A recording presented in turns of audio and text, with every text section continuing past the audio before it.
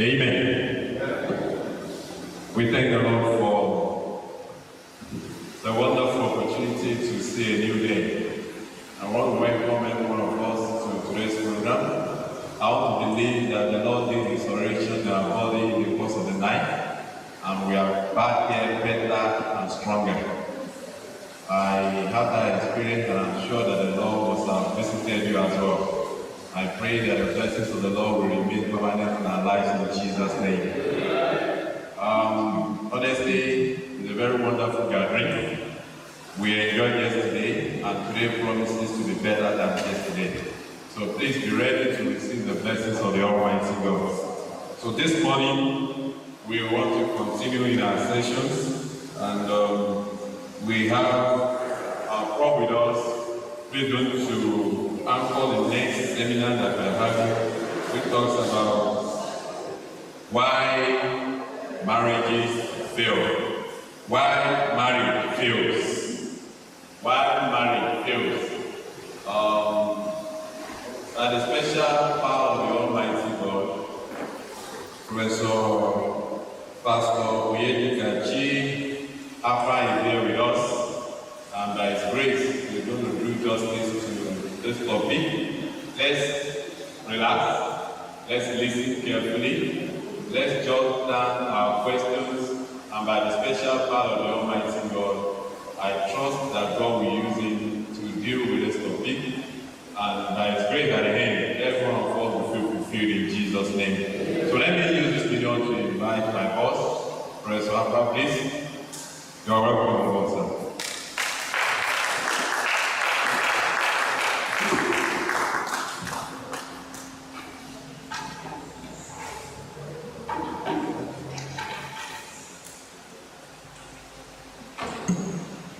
Good morning, friends.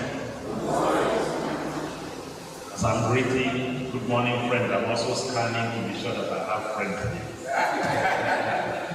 So that it will not just be a slogan or a cliche.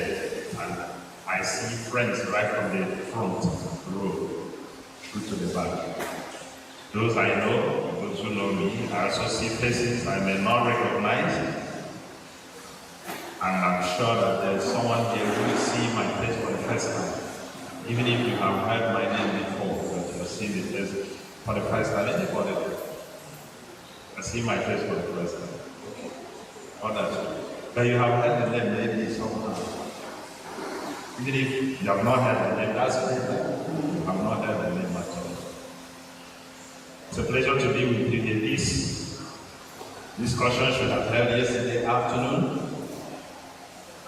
There's an inventory I will have taken, but I will not take it because it may discourage somebody. Let me leave that inventory. I will take it at the end, if I remember. But if it goes away, let it go. I still have, though you throw something into our hands, it comes out. So the topic is why marriage fails. And I have modified it a little bit without your permission, by adding relationships, because that helps me avoid grammatical challenges of why marriage fails or why marriages fails. If you begin to navigate and you forget your subject is plural and you use singular verb, they will flash the professor on the screen. So by supplying relationships, food, then I'll stay with it. Plural form of that faith. Am I good to go? Okay, thank you. By the way, don't let English become a stumbling block in your life.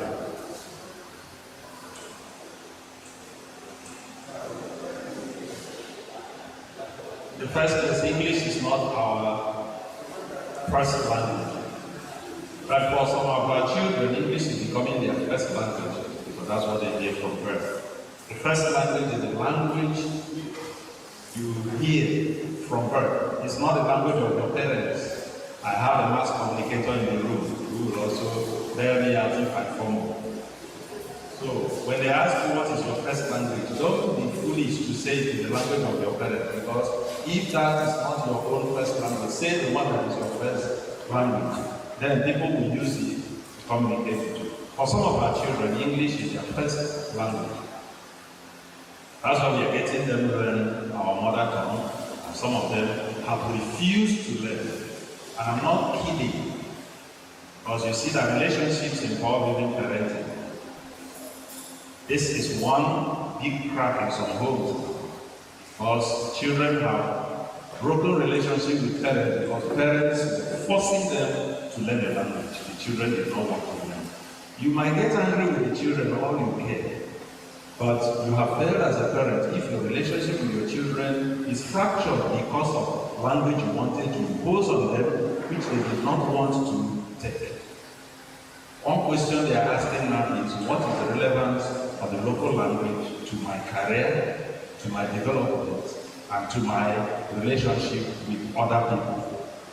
Is it just to be a cultural tag that I wear because I speak Yoruba, I speak Ifi, I speak Ufude, or I speak Igbo?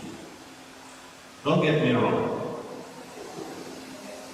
It's good if children can speak the language of their parents, but remember that if you have taken your children away from your base and they are in another location where they are hearing different languages, they get confused. They pick the one that speaks with them. Leave them there and gradually woo them into where you want them to be. Some children understand the local language that they don't want to speak. Gossip around them, they will escape before you get the way you want to kidnap them. Then you will not know that they heard everything, but they kept quiet and they moved away. You will not get them. You have sent someone to go and buy something so that you create a vacuum to do something. The person gets up and follows the one who is going to buy something and does not come back, and you're wondering, how did that happen? Because the person understood that refused to speak. Researchers in this room, you should get deep into what I'm talking about. Why do relationships, marriage relationships fail?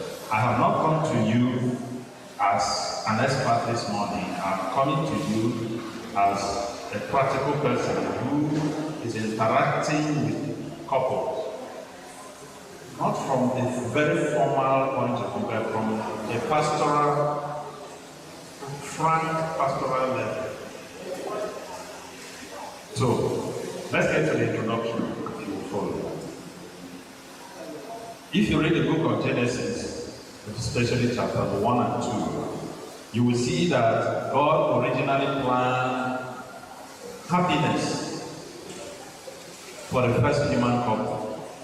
Happiness without limits for Adam and Eve. On the next slide, you will agree with me that today, the situations that surround humanity is giving us a complication of good and evil. True? True? I call it complication. It's a complicated blend. Whether you want to choose good, life will throw evil at you. Even though you chose to choose good, a life will surely happen to you and throw some evil at you. I hope this opening statement opens our heart to realities of life. Because sometimes people don't even know what they do. That's okay. You are most experienced and you are licensed. You have seen shaky promise and heard. Sometimes people don't even know why they do what they do in their marriage. And it's difficult for the other person to understand that, oh, my husband doesn't know why he's doing what he's doing. Or my wife doesn't know why she's doing what she's doing. She doesn't like what she's doing, but she cannot stop it. She doesn't also know why she continues to do it. You might think, oh, it's intentional. Not every behavior is intentional. The earlier we understand this, the better it is. Life will throw you pleasant and unpleasant experiences. Life will throw you joy and sorrow. Life brings us into life, and it also takes us out of life with death. When death comes, marriage is dissolved irreparably. Because you cannot repair the marriage relationship where one of the couple has died. The Bible says that is when the marriage is dissolved irreparably. And you are wondering with all this, why the marriages fail? According to the Old Testament and the New Testament, God's ideal for marriage is that it should be a permanent, indissoluble, blissful relationship between a man and a woman. How many words there are very key? I want to be sure you're following. There are three. So what are they? 2, 3, blissful. Who will make these three things to happen in the marriage? Is it God or the couple? Who will make it happen? God. Thank you very much. You are not Nigerians. Do you know why? Nigerians pass everything to God and they have nothing to do. No responsibility. And if you don't understand what I just said, it will continue to haunt you, because that's a new worldview that has been established in Nigeria by a wave of Christianity that is trending now. That wave of Christianity says God is in charge of everything. We have nothing to do. I saw your new car back past me.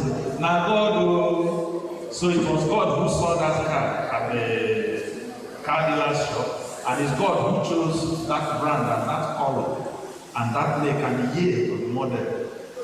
Am I? Is that what happened? It's God that chose it.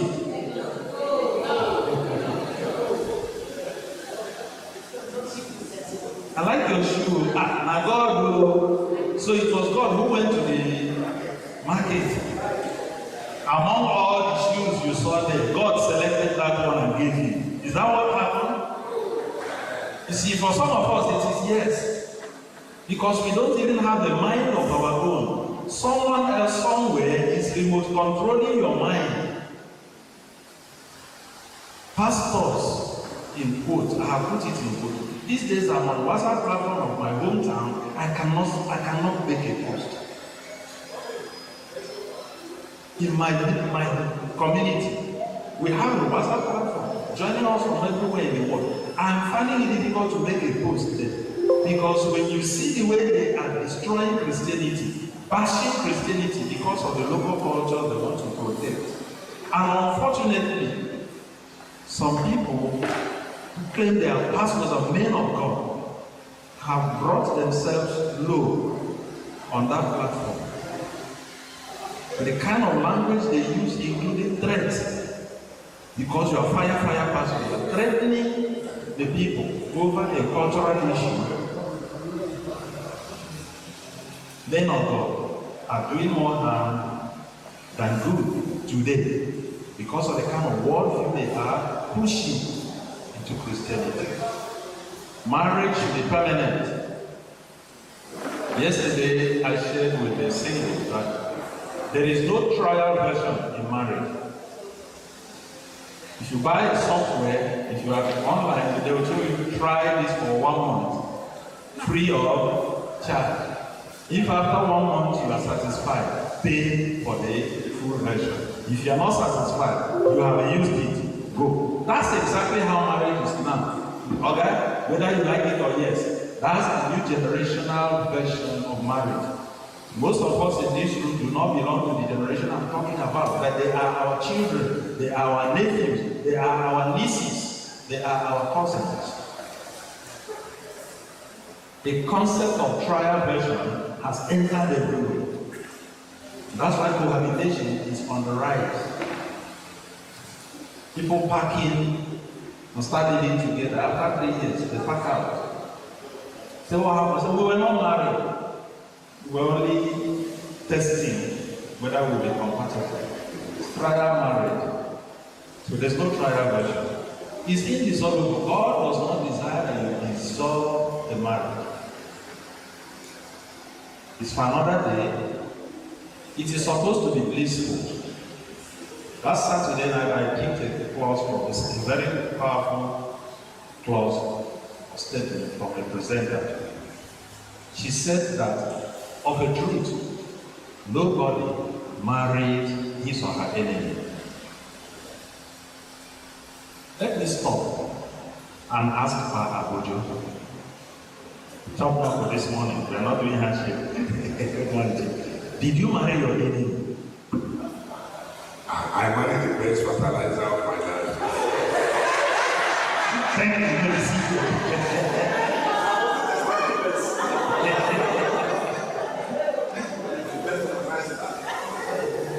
Pastor David, when you were married, was she your enemy? Were you quarreling before when you were about to get married? Was she your enemy? At all?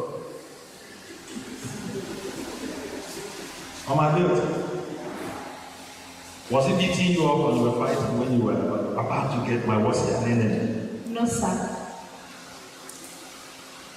I'm sure that if I continue asking, going around, the answer will be no. Then the question is, why do people marry as friends? And all of a sudden, they become bitter, irreconcilable enemy. Okay? I should not tell them that. Should I? Okay. By the way, forgive me, my wife is not here this morning. He's part of the lecture too. Because if I have to bring her here this morning, I'll have to pay for it on another level. Because you need to be sensitive to your career and responsibilities. So that I am not just bringing her here to rub off on my ego, to protect myself, to make this presentation. Then when I go back, you will come to mediate. Yeah, because it happens. You must go with me. I cannot go there. You are my wife. At the end, she will reluctantly come, sit in one corner, grudgingly listening to you saying good things to good people. When, of the truth, she is a captive and a hostage, begging for ransom.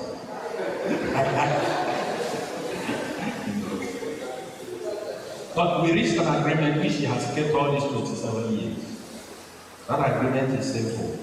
Because I am a pastor, anytime I have an invitation to go to preach in a place where we have not been before, make every effort to go with me for the first time. If I'm going subsequently, you may face what is chasing you.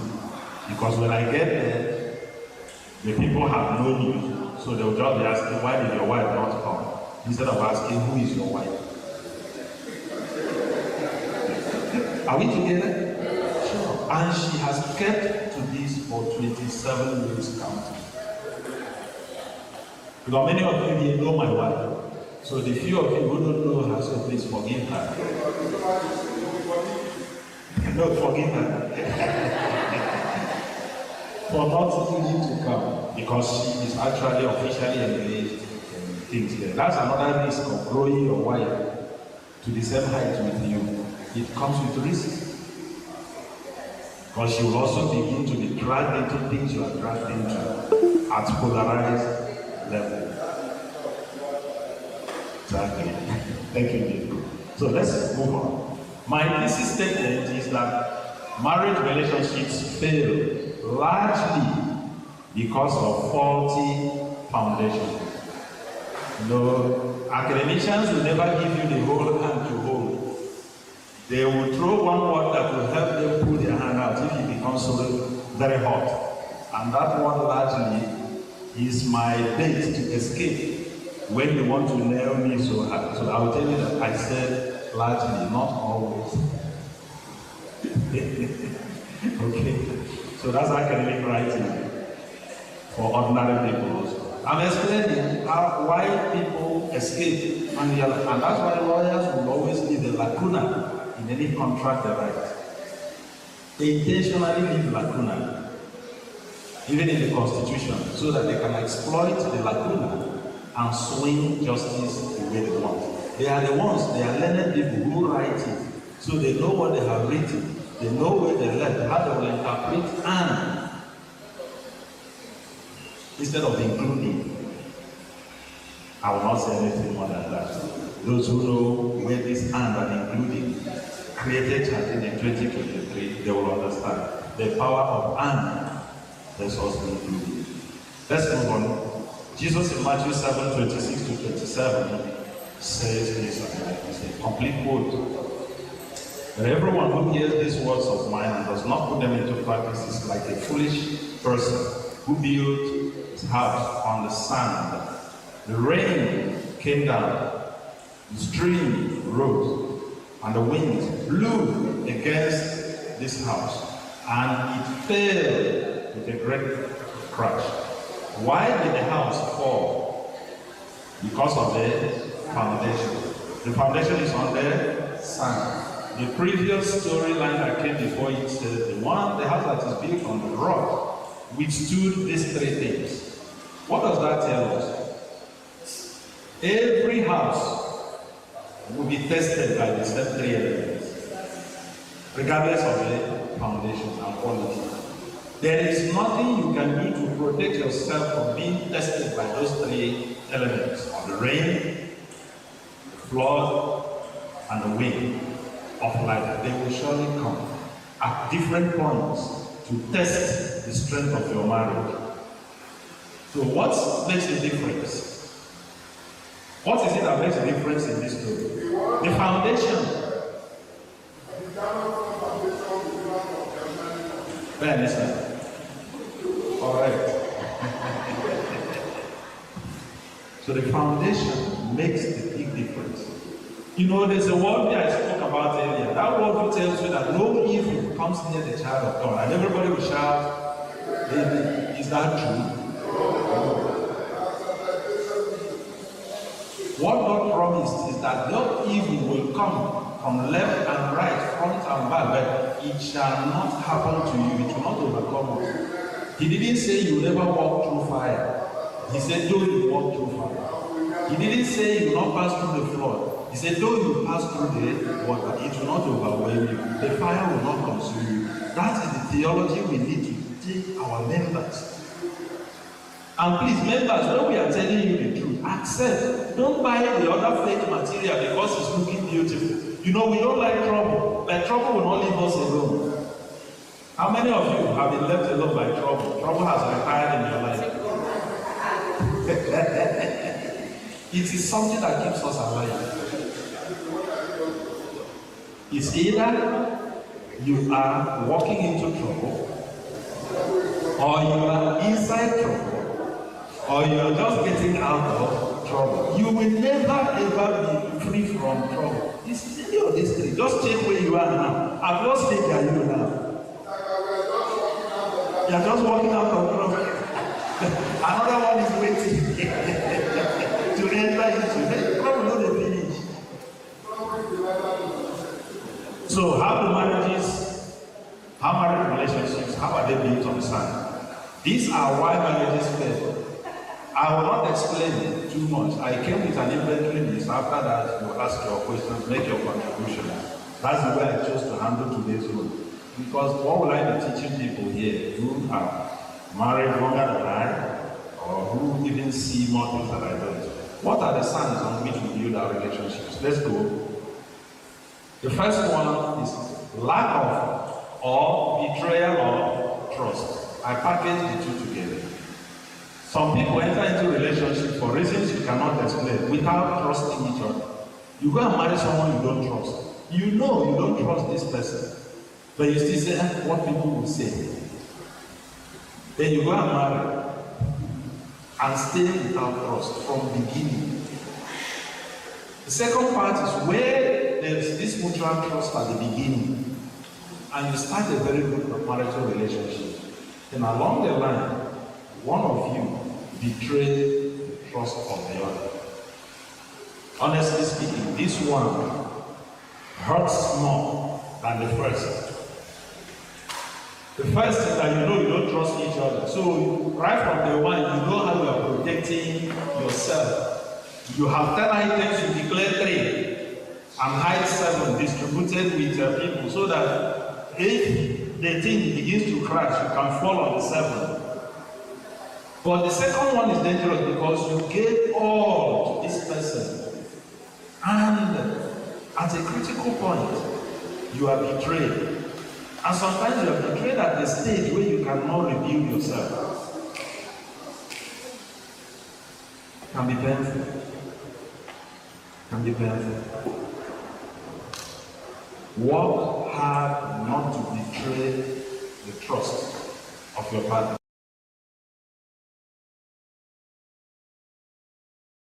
It is very difficult. I do not want to say it is impossible, but it is very difficult to regain trust lost.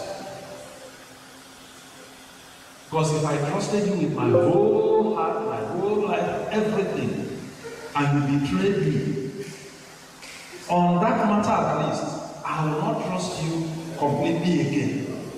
When I'm about to trust you, I will be living a margin where I can protect my sanity if you betray me again.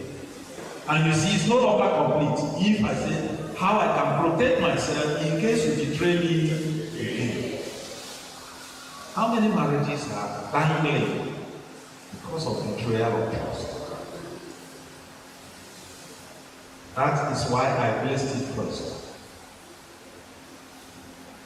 Some of you would have wanted to hear the God part at the beginning from a pastor. Look, I'm not that kind of pastor, I'm a practical pastor. If I bring God in front and show you and go, I have not told you the truth. Because it's not God who is living with you and your wife, and with you and your husband. It's not two of you. By the way, did you even consider God when you were getting married? Or was it fire, Lord? They were telling you, Suru, they know our family will be married.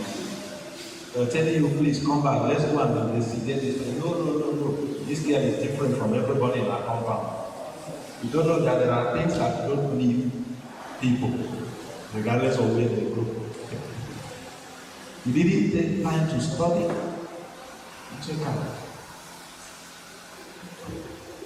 Number 2, lack of or poor self-awareness.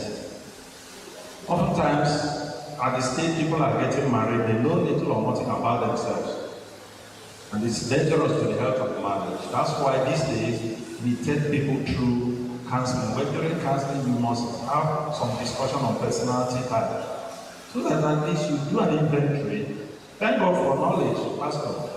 Because I'm not sure you and Lizzie took inventory tests before you got married, even though you have made it to a point where you are making and building new homes. But I don't remember, apart from the psychology class those days under Mrs. Ruth Smith. It didn't even make sense when we were looking at personality. I studied it, I passed it, and went my way. It didn't mean much. But now inside marriage, where I cannot go away, is meaning everything now. And I'm beginning to see how a phlegmatic and a choleric are living together. And you know that the phlegm is difficult to move because it's like jelly there. And the choleric is very easy to pour. I'm not describing my own marriage, I'm describing what people do. Because they didn't know that this person doesn't like going out. It's self-reserved, self-contained apartment, studio apartment, everything inside. Cannot even come out for 1 month. Nobody knows you're in there. Because everything is inside. But the other one is early in the morning, is the one that wakes up everybody. And everybody will know that morning has come when they hear their voice. Who's this guy?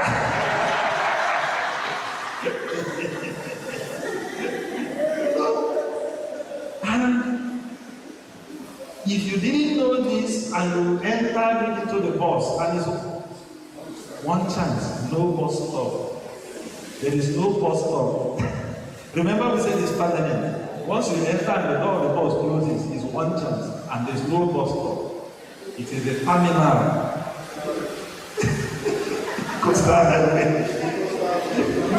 Okay, we move on. The next is overdependence on others for affirmation.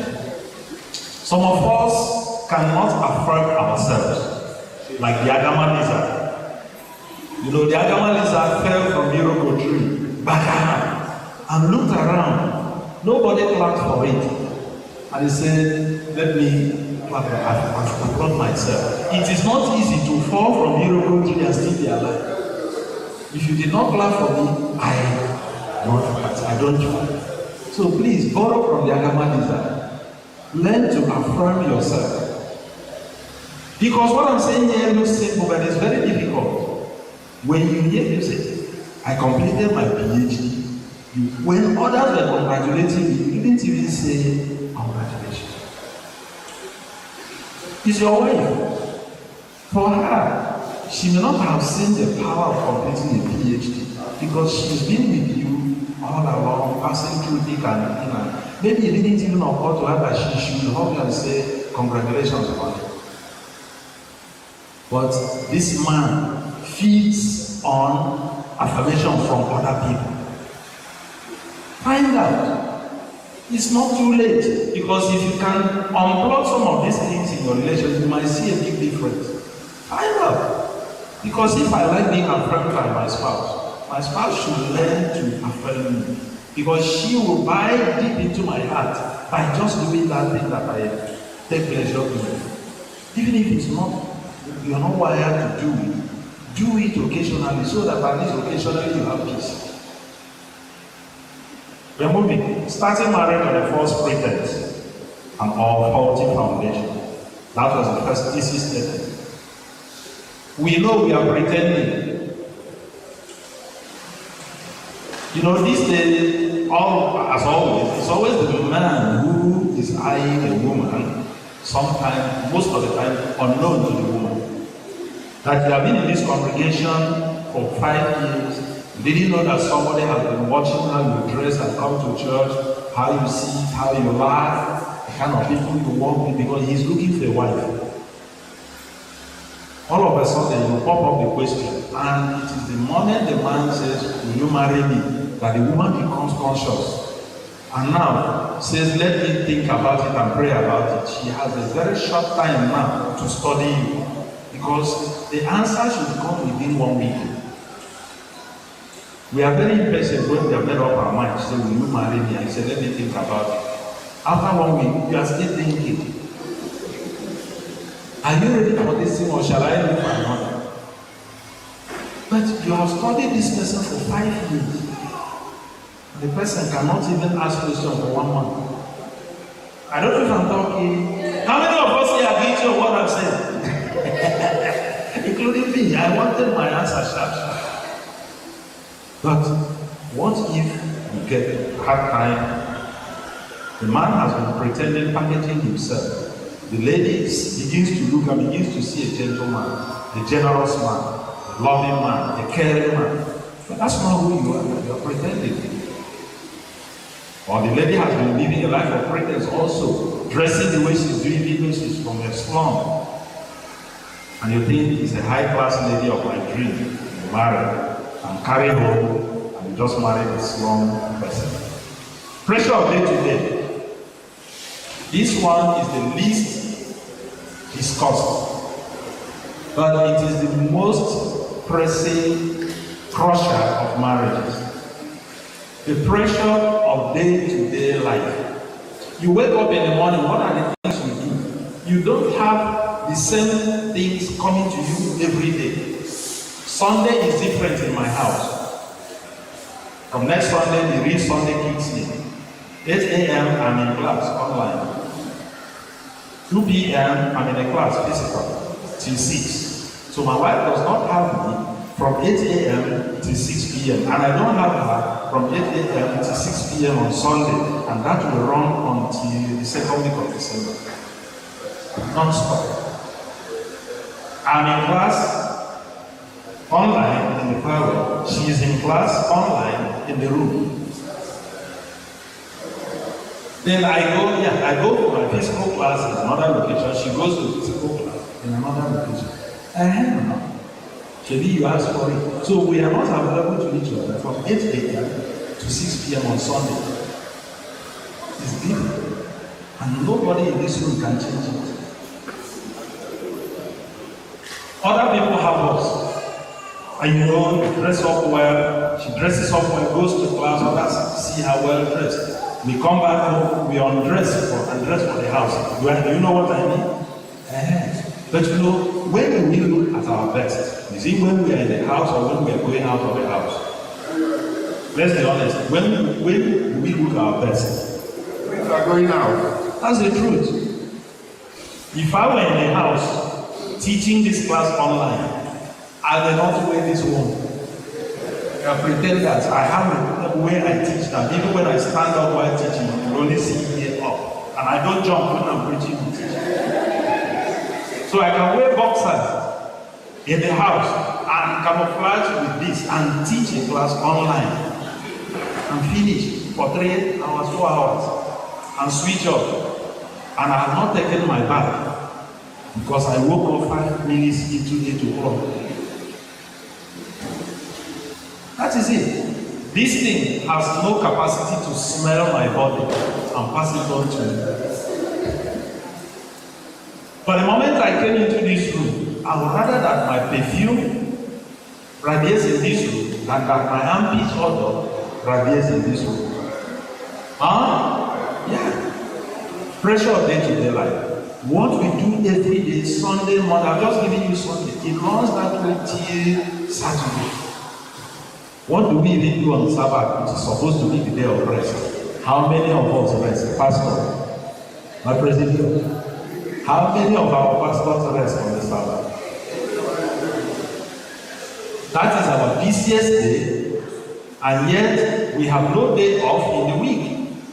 I'm lobbying for pastors now, that the administration should give pastors 1 day in the week off to be human. Because we run like machines Sunday to Saturday and start again. All pastors in the room, am I advocating right? Yes, but this is not executive committee. It's just a simple appeal. If the president can take back to the committee. Yes, they said it. We need a day to be human, please. Because the madness is much, even on the Sabbath. You come home from church on Sabbath, at the end of Saturday, you are broke, and Sunday is waiting. Please, notice I spent time on this day today. It is what is killing marriages. I'm picking speed now. The next one is what? The significant orders in the life of the couple. We are in Africa. We are in Nigeria. You don't marry and walk away with your wife alone. When you marry the family of the girl. And the girl marries the family of the man. It's a family. You cannot insist that you have to write application before you visit us.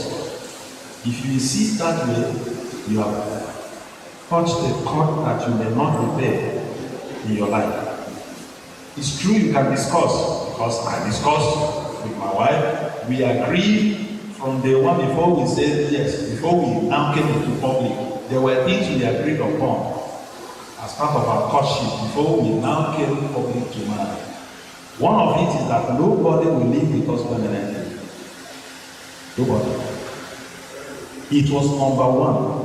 And we have kept it for 27 years. Yes, sir. Because we know the power of others coming to live inside the house with you. They are the ones who rent your home. It is these other relatives. Yes. What kind of position? That's a professional terminology for it. Experience has shown that it is these relatives who come in that end up becoming the point of fracture in the home.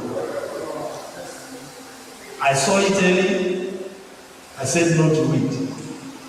Stay with your parents. I'll pay your school fees. And I'm doing it. Stay with your parents. They will come to your house. They will abuse the soap, abuse the oil, misuse everything in the house. And when you talk, they say ordinary food. Stay in your parents' house. Let them give you ordinary food. I'll pay your school fees. Hello? I'm not kidding. And I'm doing. Stay. Eat ordinary food in your house. I'll pay the fee. It has kept us sane and safe. All this is because if not, come on, okay, sorry for that. Relatives are plenty. If you open the door to leave in, I will use trailer to bring them in. If you check my bank app, you will understand. It is outgoing, you know. It has a way of telling you incoming and outgoing. Check the color code. It is outgoing. Red. Once in a while, the green drops. Chop up with Jared. I didn't club. Red. Going down. Once in a while, ping, you check, it's green. But the other ones, boom. I have got my peace. Next. Former lovers, they are single, they cannot stand. That other person you did not marry, but you cannot forget or let go of. Marry this person, no, I cannot take her home. Leave her alone, I cannot forget her. What is the color of your problem?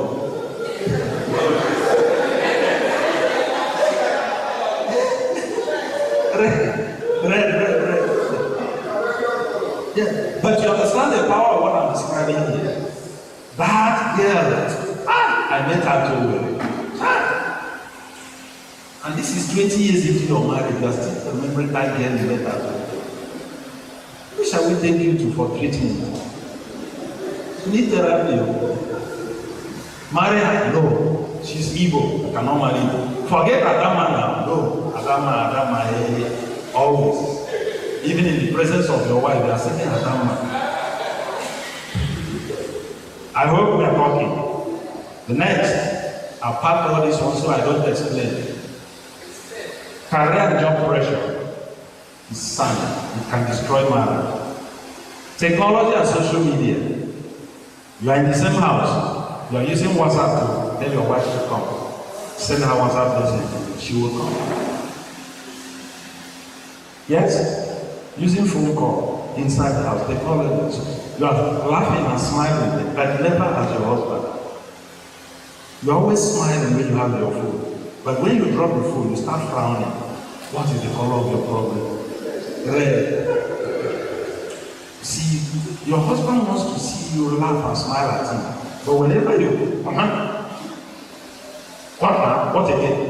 Should they have given you food? What again do you want? Because you are protecting yourself from Siozari. You don't want him to say, let's go to Siozari. So you frown. Yes. You put on fight mode. You know, in my place, you say, you look at the face of the mother before you say, can I carry your baby? I don't know if that proverb sounds. So when you put up that face, the man will know that today is red. He cannot even dare to announce the big remains is cancelled. Relocation and travel, it destroys marriages. Sometimes the spouse says, I don't want to leave this environment. You insist, you must relocate. You relocate, she signs out of the marriage in her mind because you have taken her away from her safety zone where she has established support network. You go to start living in another place, it becomes difficult. Sometimes wise people will say no to such offers, even if it comes as an offer. And I said no to one, to protect my marriage. If not, I wouldn't be here with you today. If I had said yes, asking you, I would have been gone. But I said no. Because I've invested in my wife. She has reached a career point where she shouldn't go to a place where she will be idle. We will begin to look for one cubicle they will cut out for her and put her in the cubicle for half a day. The other work 8 to 1 and work 2 to 5. You work for 2 years, you are credited 1 year. And this is somebody who has a full life and a full career here. Then out of ego to be introduced and seen on the screen, I will carry my wife with me and go somewhere, and then the marriage begins to shake. We need to be wise. And after 5 years, I'll turn 65. You have 61. In fact, for last year, I'll turn 65, and they will retire me there. then I'll begin to beg to be allowed to come back here. What if they were waiting for me to just make a move and leave here?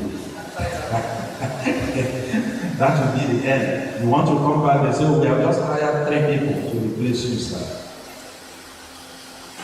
Even if there is space, they will tell you they just hired 3 people. And so, because you are not wanted. Take birth of children can scatter a marriage. Whereas a couple will be praying for a child. Singles, you remember I told you that the cry of the baby could mean different things in the home. Listen to it. For some couple, it's a disturbance. But for another couple, it's a source of joy that they will even bring the child to cry so that they have the joy. Because they have waited for 17 years before this child came. Child, you must cry. I found my God and all that. The child, the cry of the child must be heard in this house today. They will pinch the child to cry. Let the neighborhood know that there's a child in this house. You can see how people interpret things differently. Changing rank and status. You just became a professor, you were introduced at the congregation, and all of a sudden you discover that your wife works in the cafeteria. Is that marriage? That marriage has entered the lane, BRT lane. And you know. That's why it's important for couples to work hard to develop alongside. It may not be parallel, it may not be, but the gap should not be so that you don't have to come down to touch. You should be able to stretch your hand and reach. Am I communicating? That's all I preach everywhere I go. Yes. Mama Dizzy is supporting me seriously this morning. Yes. Changing religious faith can destroy a marriage. You got married as Seventh Day Adventists, all of a sudden, the husband said, I found faith redeemed. Even though it's still Christianity, there's wahala. Let alone he says, I'm now Alhaji Bunyadikachi. And I'm going to make that. To remove one tooth and put gold teeth. And begin to carry kettle. Multiple colored kettle to wash. But that was not what you were when I met you. That's where I want to be now. You either stay or you leave. That's why marriages fail. Misconception about love and infatuation. Tell young people this one, or you can go back and check what it was for you. What love is not? Follow you. What love is not? Love is not just a feeling or a sort of emotion. Because such feelings will fail. They are simply infatuation. When they are tested, they will fail. What is love? Love is a principle. I've learned not to describe, not to define. Love is more than that. Love is not something you define. It's just a principle, and it never fails. We move on. Getting into relationships at the wrong time. The question is, when is the right time? Singles, we talked about the right time yesterday. It is not by age. And I will not bring those discussions in because it will prolong my time. But tell young people, because you're already married. If you married at the wrong time, then forgive yourself. Because it's a mistake, it has happened. But don't let that continue to eat you up in your marriage. I'm applying it back. Let's learn to forgive ourselves for the things we didn't do right at the beginning. And wake up and start them.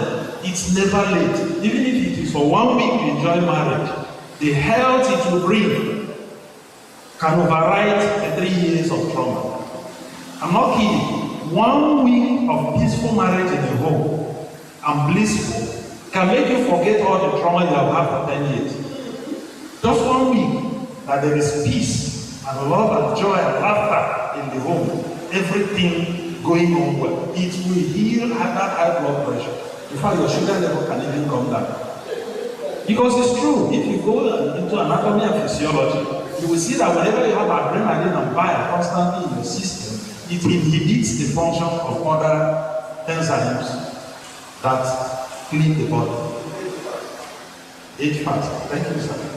I don't know whether I'm getting fat or not getting fat. They took me the other day, I'm looking young. Come on, Daddy. I don't know, because I'm 61, I'm 80. Bobo. All right. Getting into the relationship for the wrong reason. Why did you marry?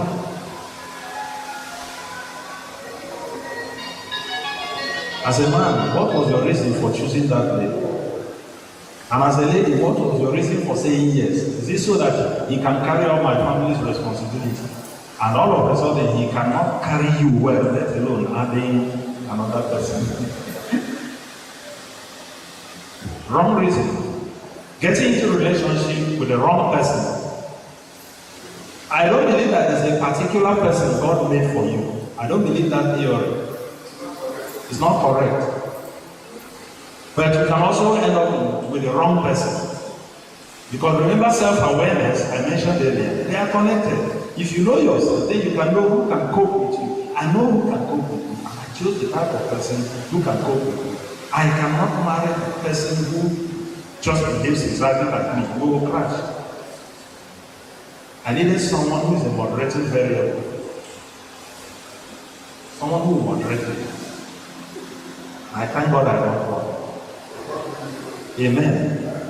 So, yeah, because it can be difficult if you marry the wrong person. Remember we said this, one chance. Once the door closes, there's no bus stop. Run to the end. Getting into a relationship with pretentious and deceptive motives. Let me marry a nurse, so that when we go abroad, she'll be making more money.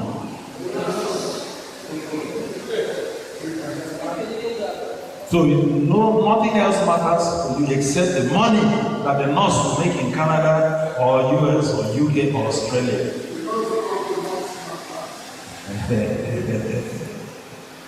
Before you price that, go and check how they are selling it in the market. Nigerians are messing themselves up abroad big time. Fighting in public, punching, tearing clothes. Nurses have an association of widow nurses. They kill their husbands. And they become widows and live free life. They go parties where they go to spill drinks on themselves. Free women who kill their husbands abroad. So before you go for a nurse next time, remember that they know what will kill you without it being found during forensic investigation. They know the substances that will kill you quietly. You run all the tests in the world. The result will come out and say nothing found, but you are dying. And they will say, give him more food, and she continues giving you more food. Because you continue eating that thing in the food until you die. Men in this house, look at me, men. Stop all this forming, muscle. You are one pin drop away from death in the hand of the woman in the kitchen. Look at me. You're dead through the kitchen. And now, ladies in the house, look at me. You lie sleeping like an angel. So innocently sleeping like an angel. And the man is looking at you.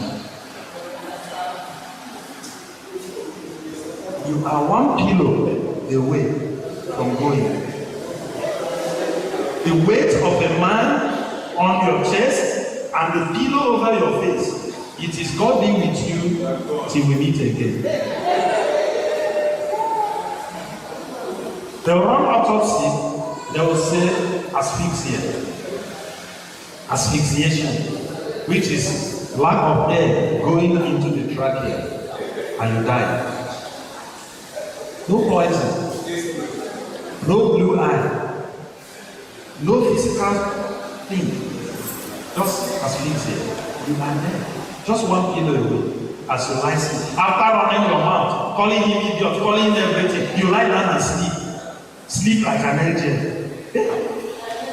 I don't know the color of our problem. Red. Let's move. This thing can be happening. The blind leading the blind is another reason why marriages fail. Two people who know nothing about life agreeing to live together with life that has structure and has law and formula. You crash. The blind leading the blind.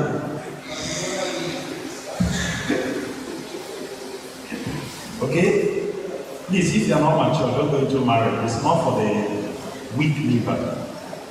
I have Bible passages on that those so that you know.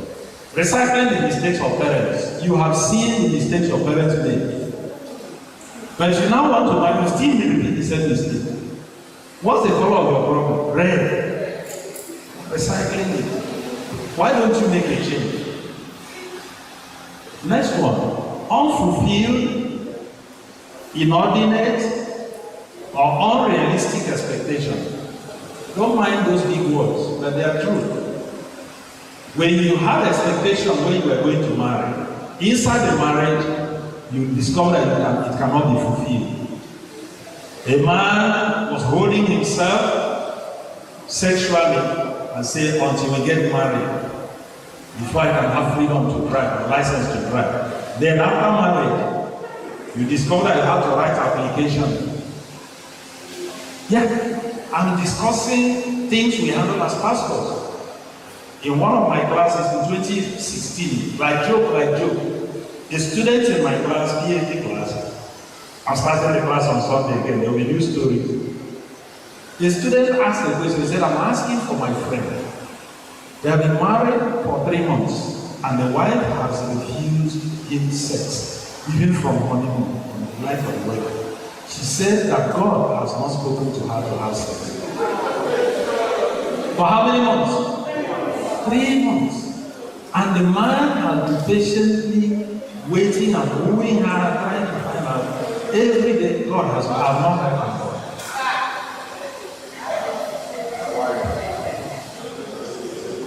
He took that class to heal that case. Because we have to write a script in that class. I told them this one, I've not heard of this one before. We take it now as a project. For 30 minutes, we were discussing, asking possible questions and looking at possible solutions. Until we were able to get the script, which we sent a friend to go and work on the two together, not to tell the man, because the man cannot solve that problem. 2 weeks after, the guy came back to class and said, the deed is finally done. Amen. We celebrated in class for helping a couple have sex once after marriage in 3 months. God finally spoke.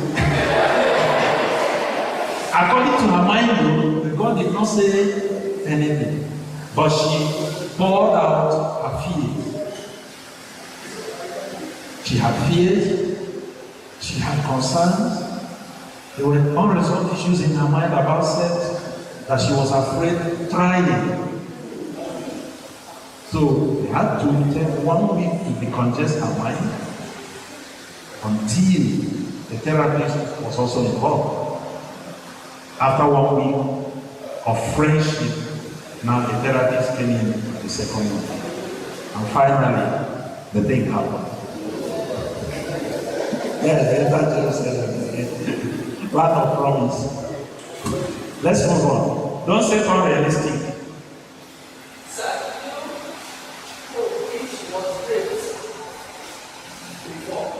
There are things we don't want to continue to talk about because I will not tell you that it's one of them. Yes, I will not tell you that it is one of them. Okay.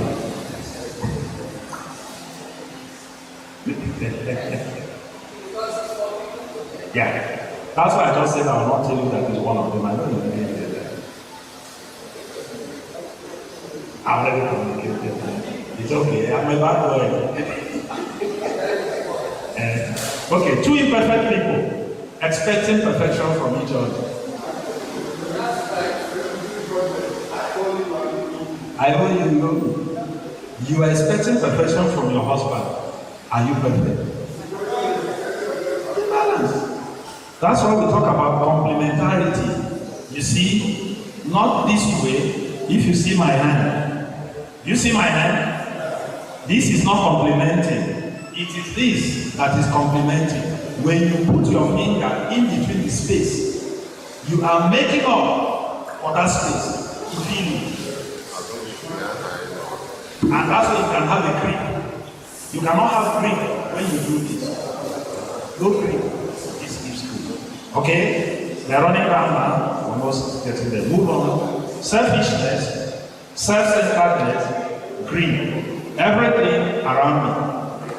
I was preparing a couple for wedding here on campus. They are not on here on campus. They came from outside. And they came to meet me. At a point, by going through all these kind of things we are doing now, the girl woke up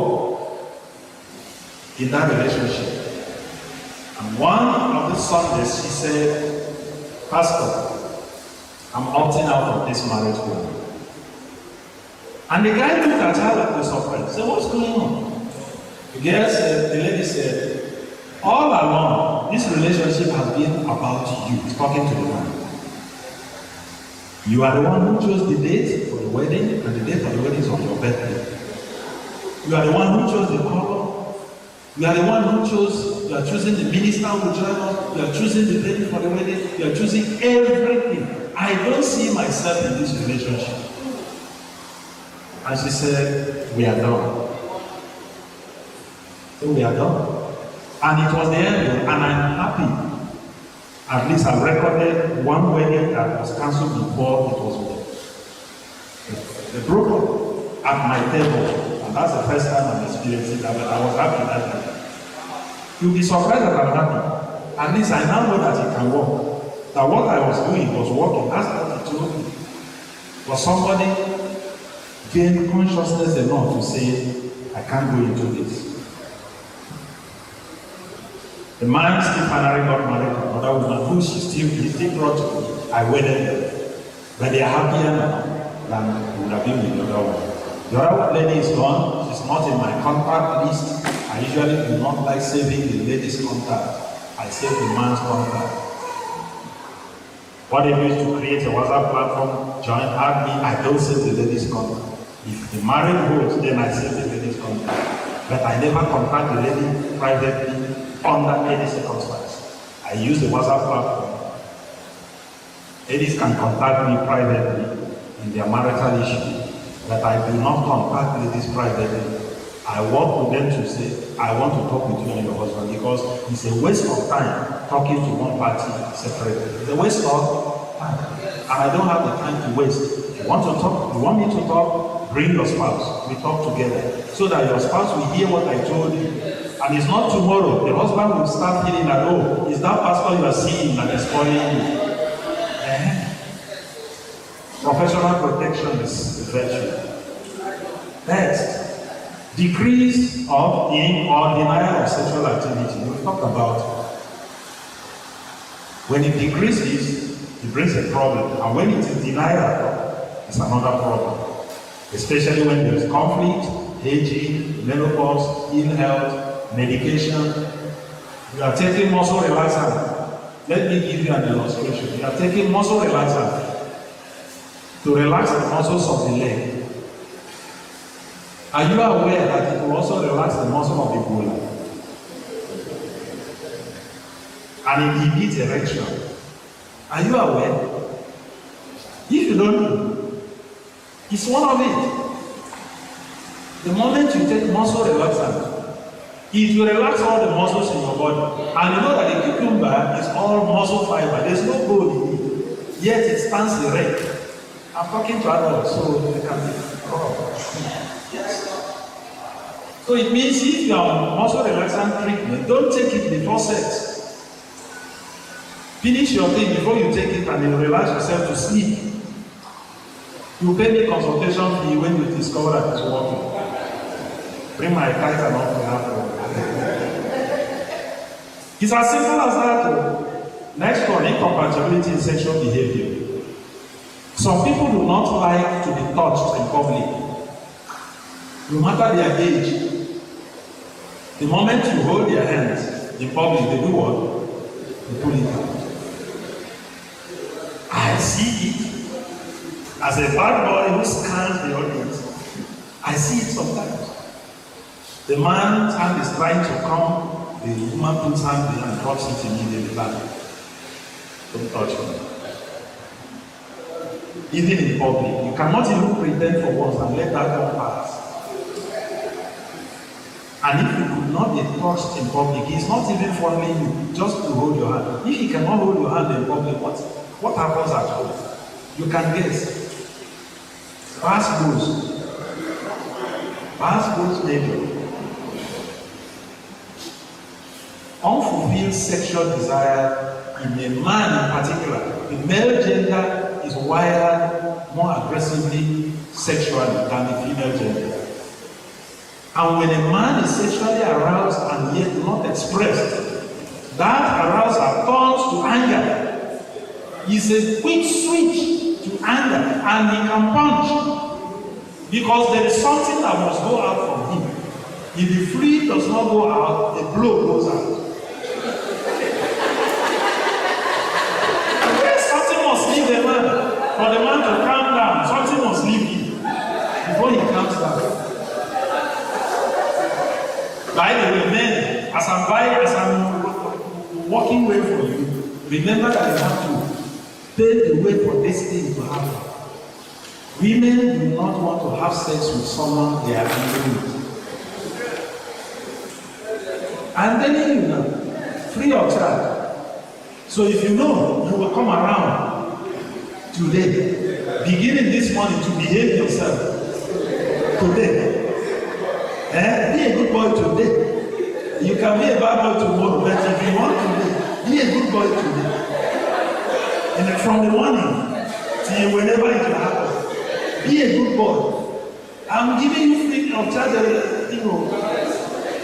You will come back to thank me later and say, "Oh, my friend will be working with you." Yes. All right. Marriage from a distance. Should I talk about it? The answer is I don't waste my time on it. My people say you don't make fire here and put your hand here during Harmattan. If you build fire, put your hand around there. Fire. Don't make fire here and go and stay somewhere else. You cannot get warm. You want to marry, you marry, then you travel. Why did you marry? Just married her. Then you go to Canada. Leave her here. For who? For who? And you know that vultures are around. They know that you have traveled. They will come to take care of your garden for you. I just came to see how you people are doing. I know your husband is not around though. In case there's anything I can help with. What thing are you wanting to help? He has one thing he wants to help with. He only one. He wants to grind. And the man's grinding with me. That's all. Okay, genetic inheritance and transference. We talk about this whether people want to hear or not. Do your screening before you marry. If you have married, that's okay. You cannot kill yourself. But please teach your children to do their screening. This thing is not a matter of fasting and prayer. The sight of children suffering because of the choice of their parents in the marriage is ugly. Stop it. We talk about personality type, character development, your personal health. You were healthy when you got married. You started living in a way that makes you weak and sick all the time. One day at home, 2 days in the hospital. Your marriage will suffer because you are not there to perform all the duties in the marriage. Hygiene, poor hygiene.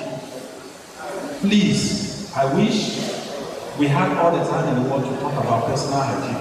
The 9-page document I designed for my class, not from a professional point of view, from a practical point of view. I have a simple rule for myself, and my wife likes it. I don't reuse my stockings. He said, no. The one I wore yesterday is washed because I don't have too many in the world. It's washed and hanging. When I remove my feet from this one I'm wearing fresh this morning, it's going into water. I have 14 white singlets. 14 is not a sign of wealth. I'm not rich. 14. What that means is that I can wear one singlet a day for 13 days if I don't have time to wash. Because I don't have time to wash every day. I bought 14 of them. You can find me wearing this top again within the week. But it will not smell because the singlet is absorbing all the smoke. I never reuse my boxer. Never. And I will never. And I don't. And I'm inviting you to join. If you need way to spend money, spend it on the things that touch your body. This top is not touching my body. It is the inner wear that is touching my body. Is your singlet torn as you're sitting in this room? You are an insult. Go to the market tomorrow and buy 3. Huh? Yes. Oh, tomorrow is Sabbath. Okay, I forgot it. I've lost sense of time. Because of this busyness of the week. Thank God the sunset will remind me. My alarm will remind me. It's Friday. That's by the way. Go on Monday. Buy 1 pack of singlet. There are 3 inside one. And please buy white. Buy white and pure cotton. Not polyester. Pure cotton absorbs and holds. It doesn't transfer quickly to the top. Please. You should not be wearing singlet or boxer that has holes in them because your clothes is covering it. The day you have emergency here and we have to open you up to resuscitate you, what will we see? Now, if you were to open you to give you compression, what will we see in this room? It will show. I am being hard and raw because this thing affects our spouses. Sometimes they don't know how to tell us. I said I'll say it even if I close now. And for hygiene is a major. In every class I see, they tell me, ladies say I don't like kissing. And I say why? I say because the men's mouth smell. Yes. You want to kiss someone with a smelling mouth? Say who? No, it smells. Organic. It's the mouth smells.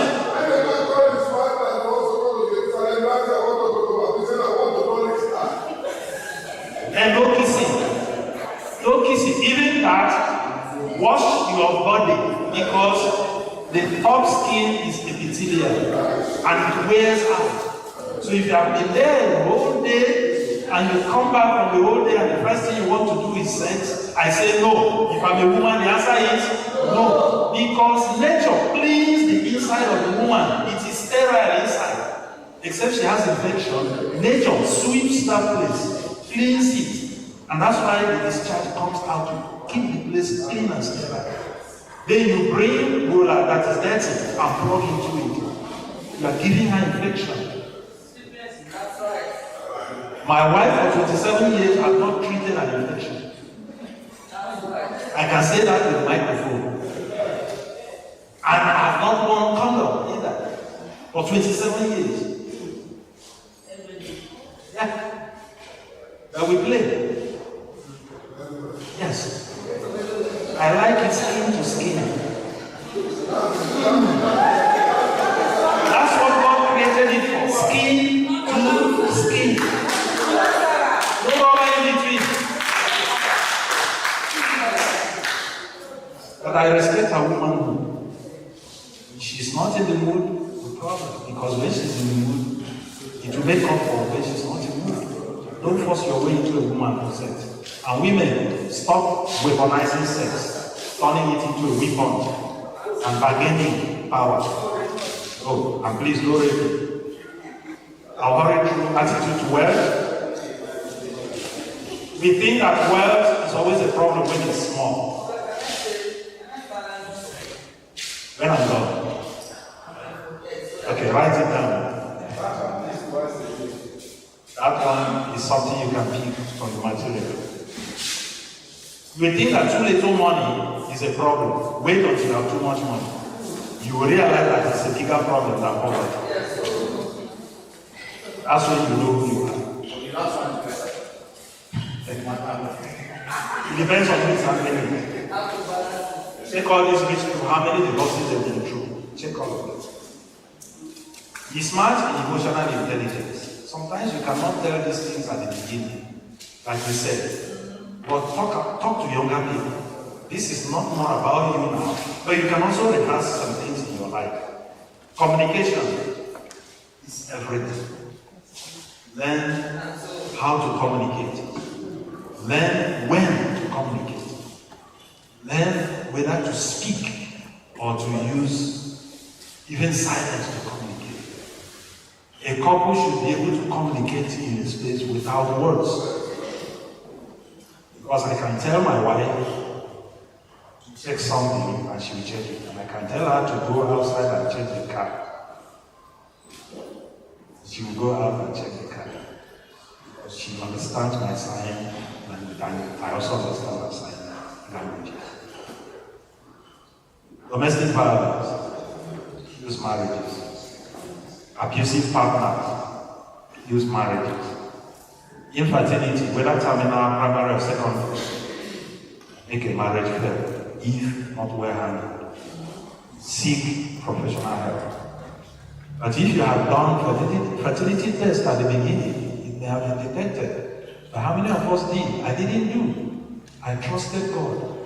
That was 27 years ago. What were the laboratories like 27 years ago? We're not there. Ordinary genotype, we couldn't find where to do around us. And we didn't do. At the end of the day, it ended up that I am AS and she is AA. One of our children is AS and one is AA. We are safe. But that child who is AS now has to know, we have made the person know you are AS.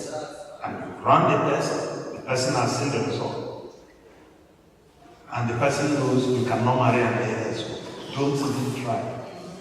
Husband must be AA. Must. I'm happy she is a nurse. I can be vulnerable. My family is not yours. She's a nurse, so she knows how to take care of that and make sure she does not enter. Love should not be blind. Love has many eyes. Family size is a big problem.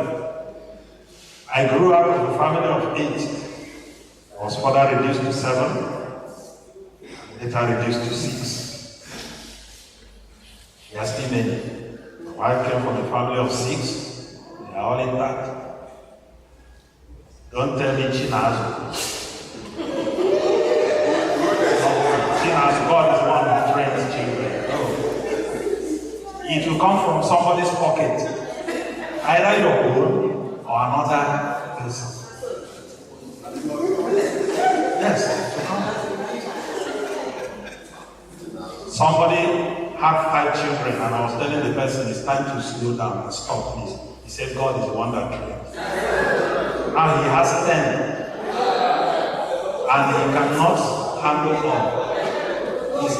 He doesn't know how to ask for help now.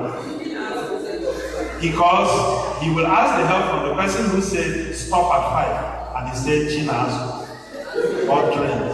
Now he cannot train them. But he was smart to name one after me. He was smart. He's in final year now, I'm training. Writing project. I'm training. But he's in the father's house, eating ordinary food. But I'm paying his school fees all along. He's writing project. Reading his project also from here, even though he's in agriculture, economics. I'm reading, at least I have general knowledge about research. I'm putting him through so that he does a good work. 5 chapters are ready for defense. Very soon he'll be a graduate. Then he can go back and help the other 9. That is the problem. The one that comes up now has to go to do sand peeling for the rest. Chinas is not true. It comes from someone's pocket. But God used someone. Why must you do a job for God? Why? What's the color of the problem? Red. Type gender preference destroys homes, especially when it is male child syndrome. I used to think it was generally male child syndrome until I saw that we also have female child syndrome, even though it's not very prominent. As 3 boys say, I need again. They go again, it's a boy. I need again. Till 7 boys, still looking for again. And you know that boys can be troublesome. Undisclosed character defect, physical defect, or terrible past experience, like we were talking about. You didn't disclose you were raped, and you got married, and the man comes from behind to hug the wife, and you give it nothing immediately, and then you recover. Oh, I'm sorry, honey, but you knew it was me, and I'm sorry. Open your mouth and tell what happened, and you were grabbed from behind and raped, so that you can get healing. You are hiding it, and you are acting it with a swift punch backwards, elbow punch. It has been handled finally by God's grace. I'm drawing from wild and wide experiences. Hardness of heart. This is the last but one. I'll be dropping the microphone, and don't forget that punch you wanted to do. I'm only exercising authority over the microphone. I know. I'm just holding my own microphone because it's my own. And the local.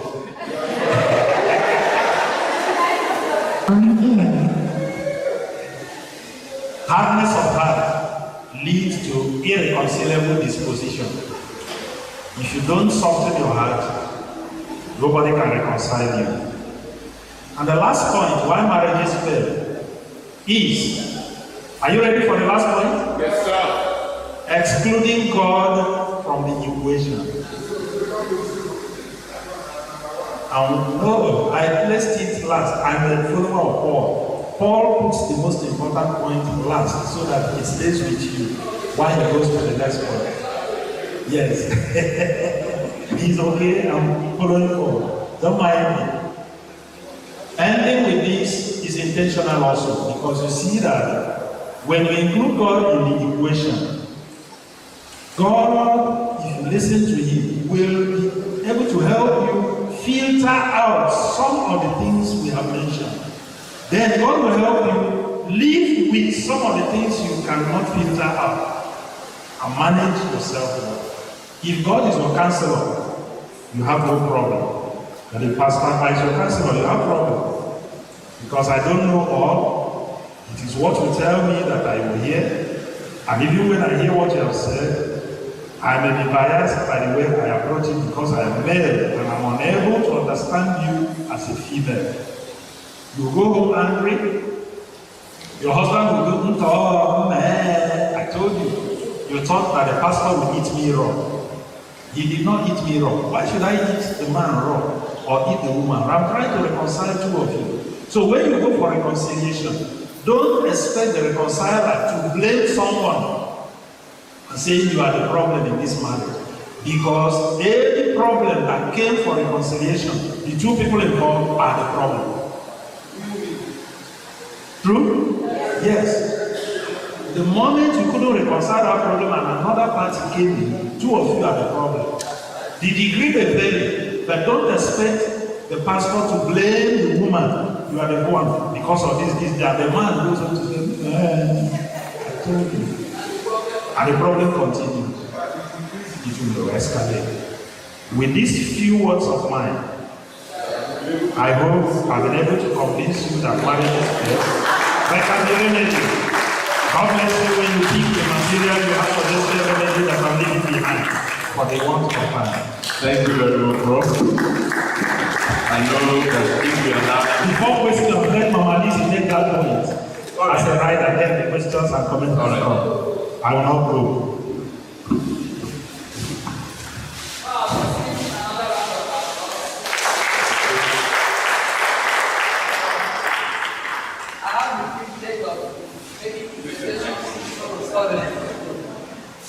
Making presentations with him in Bangkok. Two of us at times we go together, and it has been wonderful. Come on, guys. God will bless you. You know, be my person. God will bless you, sir. I want to talk about hygiene. Which gender did he flog so much concerning hygiene? So no, let's be realistic. More. Some of them said they will not come for the program because they will be exposed. That thing pained my heart. They'll be exposed. So you want to remain where you are. Let me go to hygiene, sir. I'm a female, so let me flog the females. Yes, don't worry. I'll do it for you. You know I'll be your mama. No fear. When we go, you know, when they had AMO program in this backup, union program, I told them, I talked to them, and I told them that I will not balance it because it's for males. Some of you have attended women program that I anchored. If I anchor women's program, I don't attack the men in the presence of the women. Otherwise, they will go home and say, now that one is to go for talk 9 days. I faced women squarely. And that was what we did. AMO union. We faced it, and I told them we faced the men squarely. But now we have a mix. We are, yes. So females' hygiene can be initiated. Sorry. Please, questions that you want to ask, perhaps you have a sheet of paper, you can write it down. Just let me know, then I will come and have it from where you sit, please. Thank you. Women, change your undies. When we were in Asaba, I used to go into, we stayed in a compound, not Adventist compound. I used to go into the women's, because I had relationship with them. Entering parlor, it is smell. And some pastors, when you enter their parlor, look, hygiene is not about money. Money dey. When we were in Asaba in the 90s, we stayed in a house without tiles. Out and time never come. We don't even get money to buy carpet. Stayed in a flat, they didn't paint it. Me, I used to scrub the walls, cannot be dirty. The responsibility of the home being neat is forced on you. This one where we are after we returned back out from the compound where we were staying. The paint, very expensive paint. The rooms, it was not tidy for me. I had to make time for us to scrub it room by so that when I stay and it will be sparkling, I'll be happy. You are a woman. The house is dirty. What are you doing? The thing will be giving the man psychological osigi for head. Your husband's room is osigi. The kitchen is osigi. You know, I told you that my husband hyped me this week. And I said one of the things I like about you is the neatness, orderliness in the home.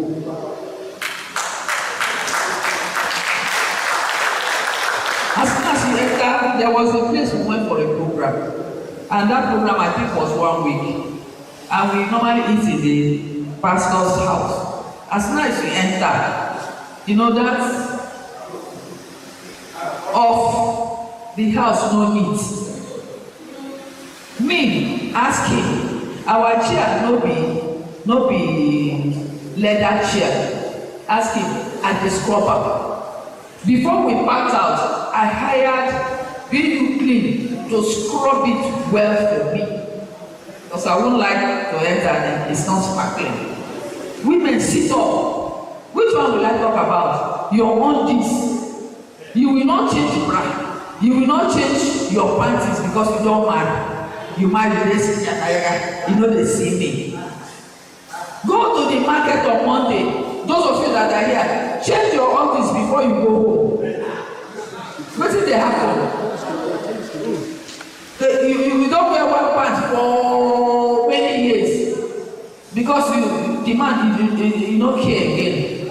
Don't tell you say if you see all these start posts when they walk around and don't tell you say when you wear sexy nightgown say that the man cannot be aroused. Okay, am I speaking? My wife has a special nightgown for my emotionality.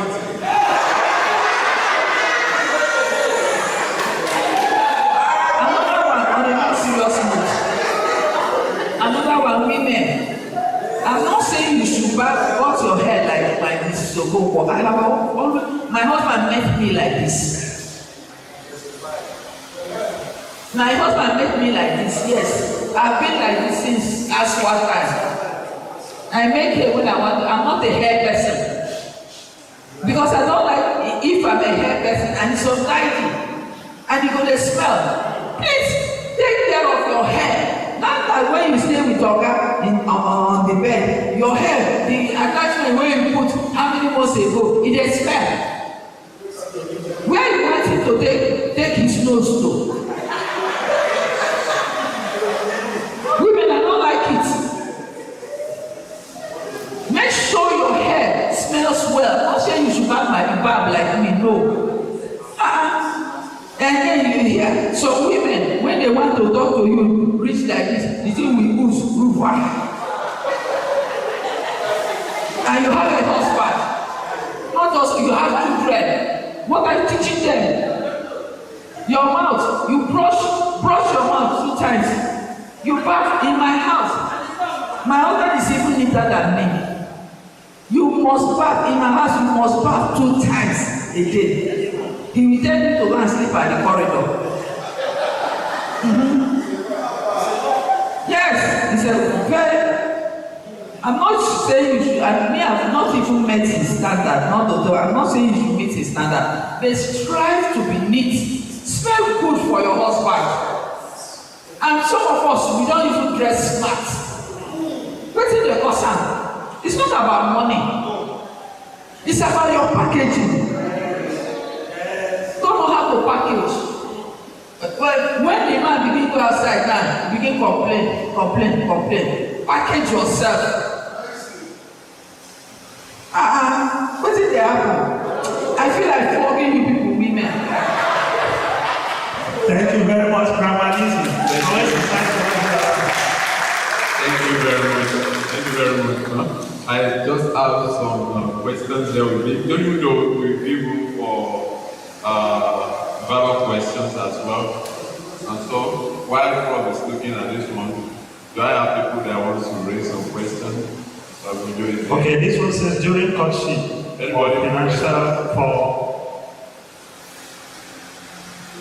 want to be sure this is intimacy when a lady demands money too often. Should I continue with because the union continue or not? Okay, you are in courtship, the lady is demanding money often. Should the relationship continue? There are questions that do not have yes or no answer, and this is one of them, because I should not use myself to answer the question. But I think that if at the courtship level is already money, it will multiply after marriage. So if you know you have the capacity to carry, please go ahead. But if you know that you count your money before you spend, go ahead. That's the only way I'll answer that. Some things are yellow flag for some people, but the same yellow flag is red flag for another person. And for another is green flag. Maybe you are the man, you have made money, you are looking for where to spend your money. This type of woman is a good wife, so you can spend your money for her. But if you are like me, the answer is here or mine, look for another. Have I answered your question? Okay, number 2. A caution whereby the lady gossips so much. Every plan So let me be sure. I've heard every plan, I've heard and discussed by third party. Should such a union be continued? Like I will always say, the answer to the question is in the question already. Can you handle your plans being discussed with third parties? If the answer is yes, go ahead and marry her. But if you don't like your plans and family matters to be discussed with third party, let her find another husband who can tolerate that. Because it will be where the devil will put his fingers on and tear your own. Because she may not be able to stop. It's part of her identity. Number 3 was cancelled. Thank you. Number 4. The courtship. Okay, at the courtship, spirituality, intimacy. How do we identify that someone is ordained for him or either he or she? The word ordained is what I have talked about. There's no particular man God prepared for you as a woman. And there's no particular woman God prepared for you as a man. You have to interact, you have to discuss, you have to weigh options. And at the end, it is a matter of choice, not ordination. So, have a list of what you want in life, what you want to become, how you want to become, and that will help you know who can help me become and not pull me away. So it's something that we continue to talk about. If you don't have a list of things that matter in your life and you approach marriage, you will fall for anything. In fact, I tell people, make a list, a random list of everything that matters to you. Leave it for 1 month. Then pick it again. That before you even ask anybody, can you marry me? Do that. After 1 month, pick that list.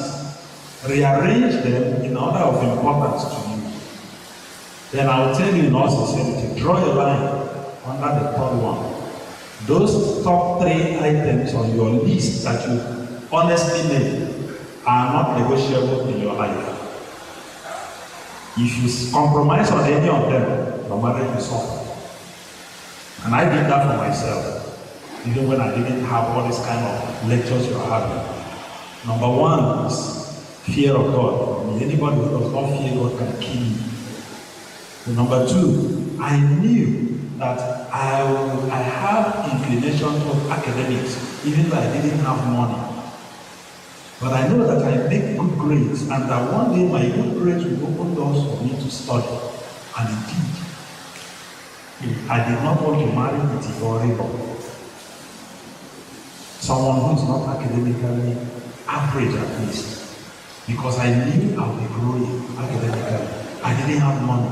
I didn't have person. But my good grades ultimately fetched me full scholarship for the last year of my undergraduate, full scholarship for my master's complete, full scholarship for my PhD. Because of good grades, each time they were looking for someone to send, they bring the grade record. Because you don't send 4 people to go to school, academically to go to school on scholarship, they will fail and you waste your money. That's how I benefited. And as I was benefiting on paid scholarship, the little money we had was now being invested in developing my wife. I had masters when I was going for PhD, she had bachelor's. By the time I completed my PhD, she completed her master's. We came back together in 2010, PhD to Ogun, she enrolled. Today she's a professor, I'm a professor. And that is a very good anchor point in my home. Because it's important for me as a man to have a woman who can reason her life with me, not reasoning so low. And she challenges my mind. And it is helping us. But for some other couples, that would be a problem. Who are you to challenge the man? For me, it's not a problem because she will not take my place in religious studies. She's in this admin and marketing, and I'm in religious studies. So, for someone having issues as regarding trust, what counsel can be related to such individual? Trusting a lady due to past relationship. Yeah, I think I can make sense out of all these small. If you have trusted someone before and the trust was betrayed, my people say that someone who has been eaten by a snake before becomes alert when he sees a dead one. If you have been stung by a bee, honey bee before, when you see a housefly, you become alert. You have to deal with it to know, number one, no two people are exactly alike. So the next lady you meet will not be exactly like the first one that damaged your trust. But by the way, we must not also come to think of it that our trust must never be tampered with. Why? Do we tamper with the trust God has reposed on us? Do we? Be honest, do we? Yes, we do. So, if God does not forgive us when we betray the trust He has on us, we will be doomed and ruined. So, let's also learn the place of forgiveness in the relationship, even though it's not a license to continue to betray trust and expect forgiveness. But please, let's make room to at least forgive and see if we can build up the relationship. Because once you have entered, you have entered. But if trust issue comes up before you get married, please make a decision based on how you feel about it. That's what I would say. Don't say, let me manage. There's somebody I told, I'm seeing danger in this relationship. She said, I will change him after marriage. 11 years after, she's crying now. Said, I was wrong and you told me. You told me if I had listened to you. When it's late, say you're not going anywhere. No bus stop. The door has closed, the bus is moving. Stay in it. No bus stop is one chance. One chance. So, yeah. So let me quickly just summarize this one now. A friend who reached marriageable age couldn't get married, and after a conversation with him, I got to realize that he said he has a small penis as a man, and that's what stopped him from approaching the woman. So that said, the brother and him, they walked up to a girl, and from there they began this conversation, whatever, and the man was able to give the woman three babies now. They came from the relationship. Now, this is where the question is. He said, is that right? After 3 belle for my brother now, the boy requests for me to marry for him the girl. I don't know. Is it the person that you don't give them or another person? Or another person. Another person that is small penis. Okay, now want to go out again and marry another girl. After you don't carry small penis, give person 3 belle. I don't think for you. You want to? Sorry, Elder, please take the microphone. This one personal word. Small penis, give 3 belle. Penis cannot wake up to meet a woman. That is what I mean. Okay, it cannot wake up. It can't wake up. At all. So how did the belle happen? How we go and see the lady? We need agreement with the lady that we can bring a boy. How many had to give her? After we got a brother who gave her 3 belle.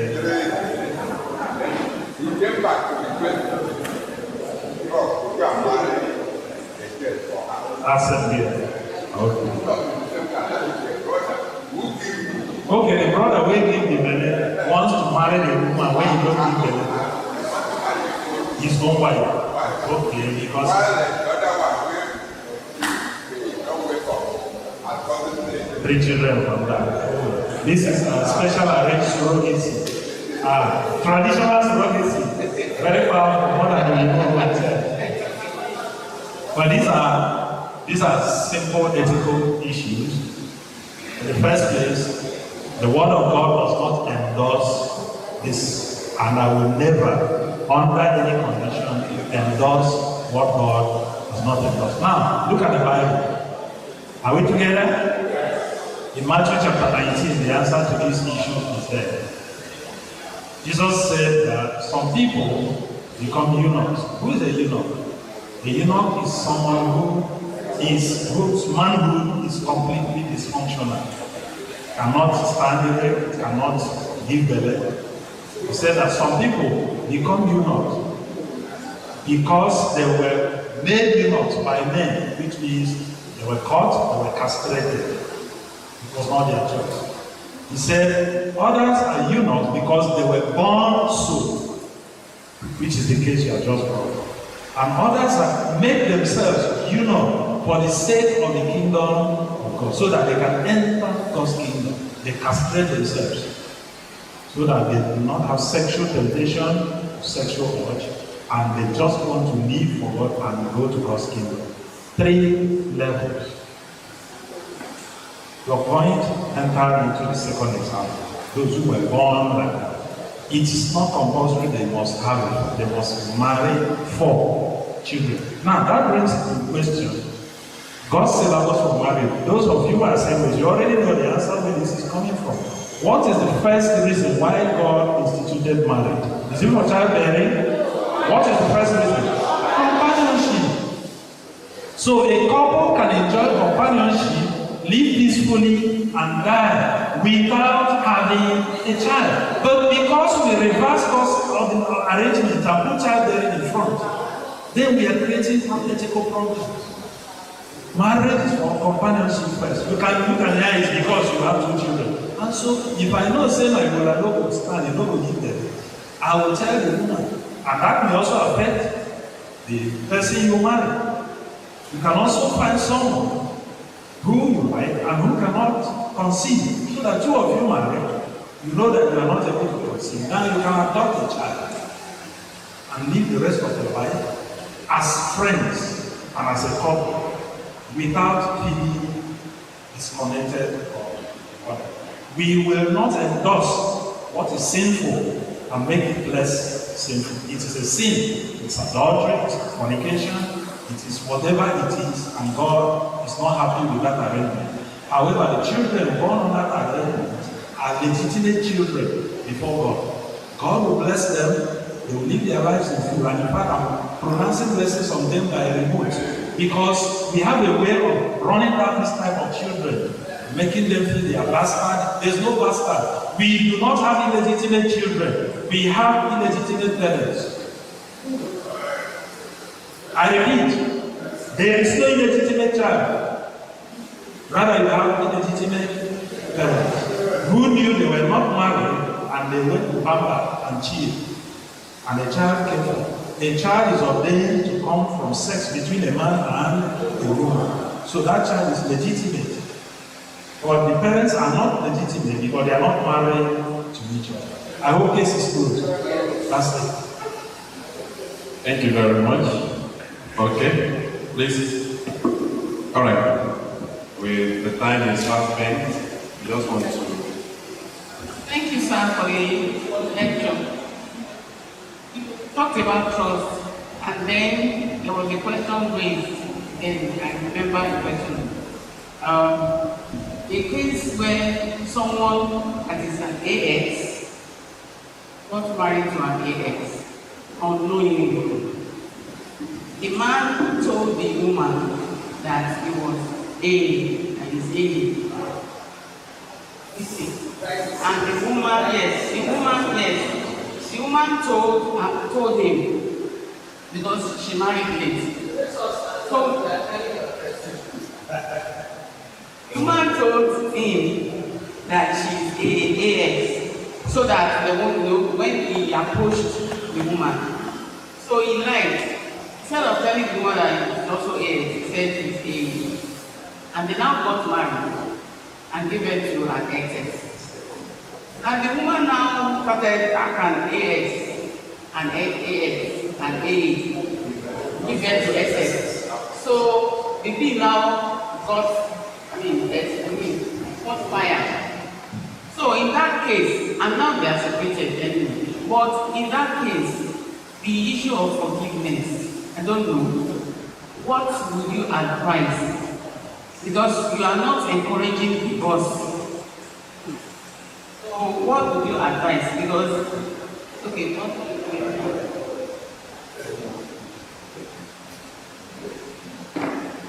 You know, yesterday we talked of something as the only basis God has allowed in divorce. Marriage contracted on deceit. A marriage contracted on what? And yesterday we called it CDC, critical discoverable condition. Is this issue critical? Yes. Then biblically, the woman can divorce. It becomes void. And I told you that's why before a pastor waits you, he will ask two of you, do you know any reason why this? If you don't, say it now, so that we go home. So, that any marriage that was done on deceit is illegal, is void. So, that the woman has, biblically, that's the only way a divorce can be granted. And I tell you the story of Mary. Yeah, in quote, Mary was with child from, in quote, another man. And when Joseph discovered, he said, because of the respect, I will do it. That would have been valid. So that was the God. That if the woman decides to, like the case that we told you yesterday, the man said, what tempts him is not because the woman cannot conceive, because she doesn't have, that's what the doctor told her, she doesn't have the cervix, she cannot menstruate.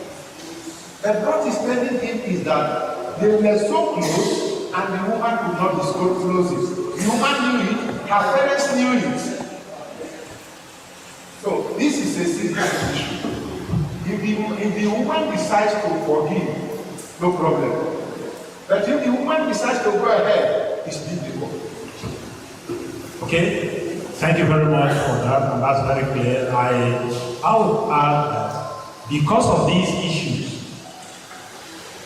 any wedding I conduct, from the time I started joining couples in 2011, I demand laboratory results of specific things in sealed envelope from the same test center where two of them must go together to do it. It's not one doing self secretly, another doing secretly. You will go together and you bring me the report in sealed envelope, genotype. But that is where this AASA begins to come in. Your HIV screening is your business if you don't want to do that. Hepatitis, I now request because it's becoming another weather. Hepatitis is treatable.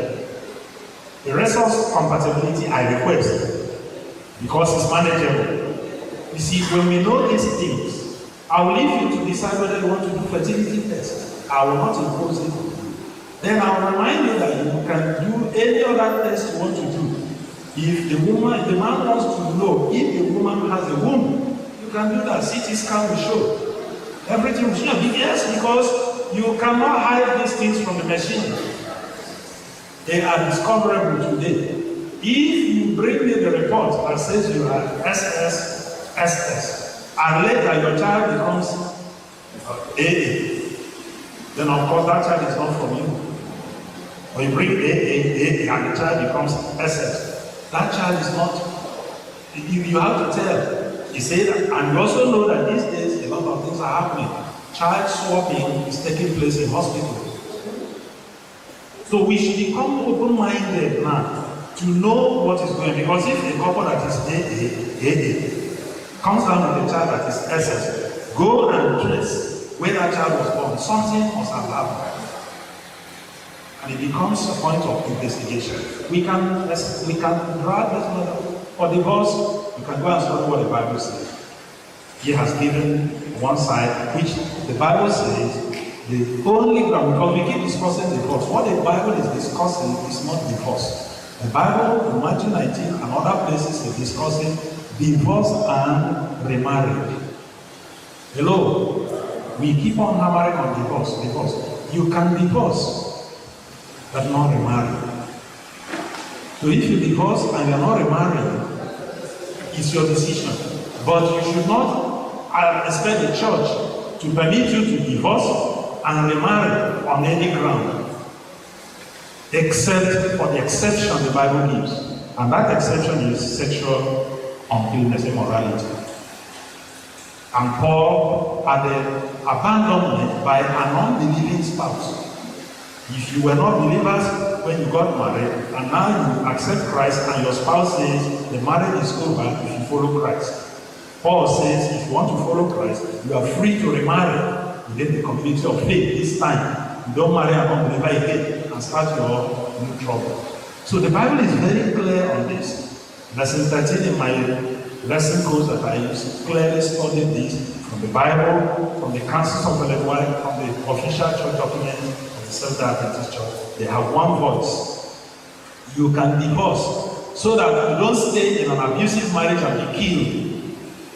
The church should stay away from saying no divorce, no divorce, and people are being killed. Someone who is being battered left, right, center, you start with separation so that others will come in to know that you are being beaten and violated. If the man refuses to change and you want to opt out of the marriage, you are free, but you cannot remarry. Because it's not sexually related. It's only sexual immorality that's the exception Christ gave, which is valid for divorce and remarriage. Because the sexual immorality, it violates immediately the vow of the marriage. All these other ones that are discoverable because you should have seen them if you put your eyes open. Am I communicating? They are discoverable if you have wanted to, but you didn't. So you cannot turn around now and expect the church to say divorce because of what you could have discovered. Do your part. Discover whatever you want to. I'm talking to the singles again. Discover whatever you want to discover. If you don't, close your eyes after marriage. Rearrange your life. Adoption is not a sin. Not every couple must be fulfilled with the joy of having a child born from two of them. Artificial insemination is available if you have the money. Once the woman produces ovum and the man produces sperm, they will control it in the test tube and fertilize it and plant it back to you. But please avoid surrogacy of fertilizing it with both the man and the woman and planting it on another woman. That woman contributes DNA to the child. So the child will end up being a product of three people, a confused child. These things are things we should be talking also from time to time. I'm getting more exposed by the cases I'm handling. This thing is not a matter of degree. I don't have degree in what I'm talking about.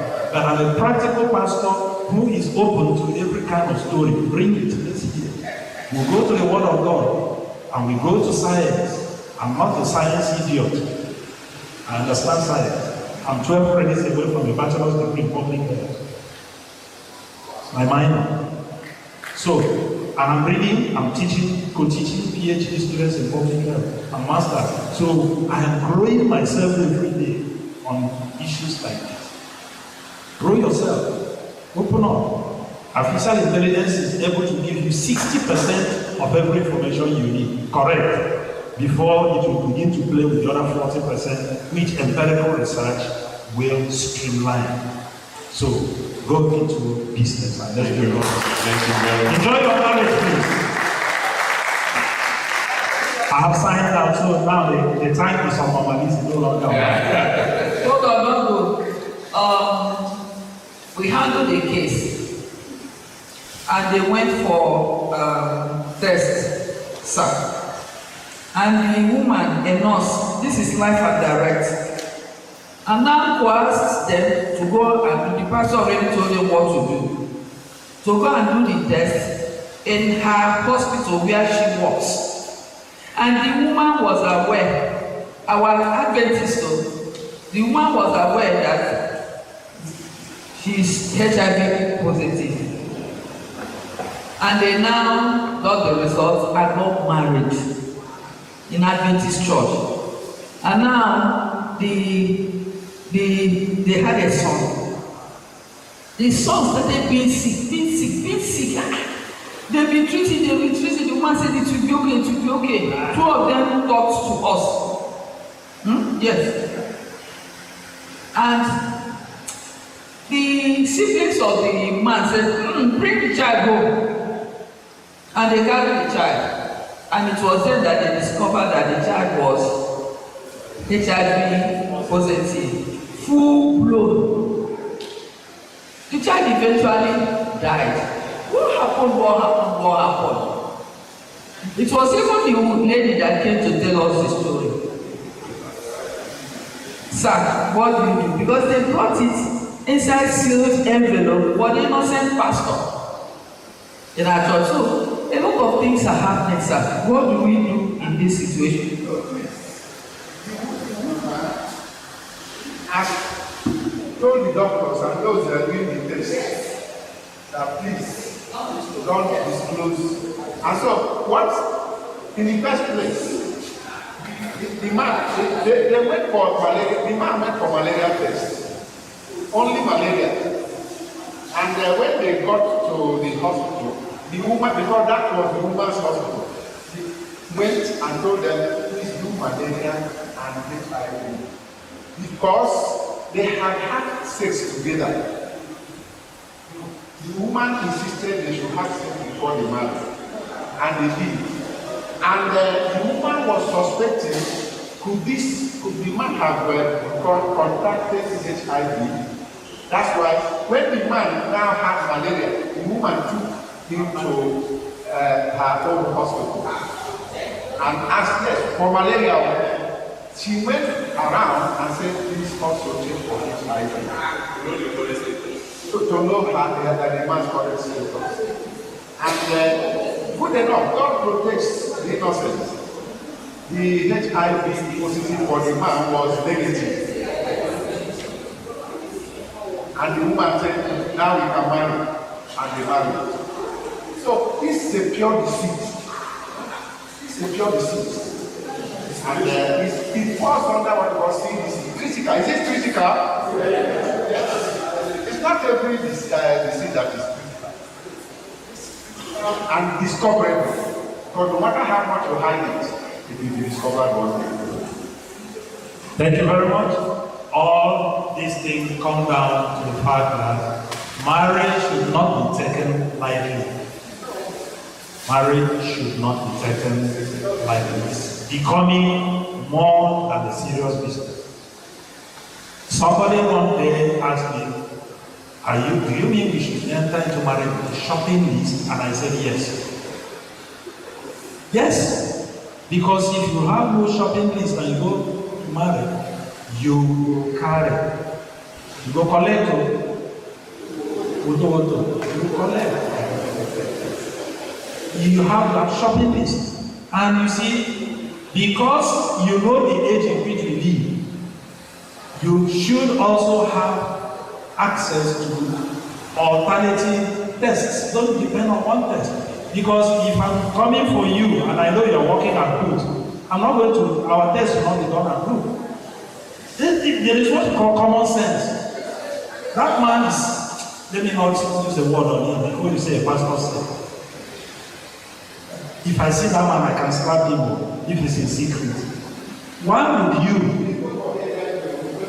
whatever it is, you went for malaria, and then whatever the hospital that did that deserves to be sued? Yes, please, go for suit. Sue the hospital. Because the doctor who authorized the test wrote malaria, and the lab technician was induced by another person to include HIV. Why? So, all these things are telling you that we are not sincere. And that's why our marriages are failing. We are not, even in this room, we are not sincere. If you don't change that insincerity today, this will just be one program added to the previous. and you still wait for another program, nothing will change in your marriage until you change yourself. If I will ask you, couples here, because I will leave now, who signs documents in your bank account as a couple? What is the status of your wife in your bank account? Is she next of kin? Or she's a co-signatory, but she is B, type B, and you are A? Or she doesn't even have anything to do with your bank account because it's your money. The day you are sick and hospital bills need to be paid, she does not know where the ATM card is, she does not know the PIN, she's running around looking for money, and the money is sitting in the bank, but you are not at a condition to speak or use your fingerprints or write or say anything. She will sell something that is important to you to pay the hospital bill, and when you wake up, you will cry and curse her. And that's if you don't wake up. And if you don't wake up, by the way, next of kin, the bank will not give money to next of kin. They will only notify the next of kin that you have account with them. But the next of kin cannot draw from that money until they go through legal process that at the end of the day, the bank and whoever is authorized will share the money. In order to not to happen to me, my wife and I run exclusively joint account. The mandate on the account is Amy to sign. Did you hear me? The mandate is what? Amy to sign. So what that means is that as I'm here, yeah, they did it. As I'm here pounding the table, my wife can close the account. Let her do. She is not carrying my certificate. Hello? She's not carrying my brain. I will rise again if she closes the account. Exactly. But I'm just saying, it is fear. Oh, she will do this, she will do that. When you do that to a woman who knows the value of life, she relaxes herself. She is the one saying, let's not do this because of this and this and this. Because she sees the balance. She's receiving email, I'm receiving SMS. For the other one, she's receiving SMS, I'm receiving email. When she goes to the shop to buy, the alarm comes in. How much she has spent comes in. I don't need to ask her why did you not? Because we also discuss the things we need. If she sees something we didn't talk about, she buys it because she knows I'm not going to get angry. Why should I get angry? She bought what she knows we need. Because she bought what she wants to use. She is my flesh and blood. She is earning, she is supporting. She is not giving out to maintain. Marry a good wife and enjoy a good life. Thank you very much. That's the last time to meet you.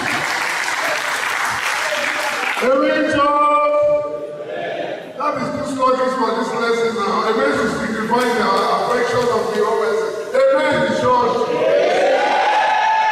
And for the sake of God, let me keep the balance one. Amen in church. Also, he's giving thank God for him. Let's clap our hands. Sunday, I will just use 1 minute or 2 minutes to round up so that it doesn't look as if I'm putting myself out to the kind that is not function.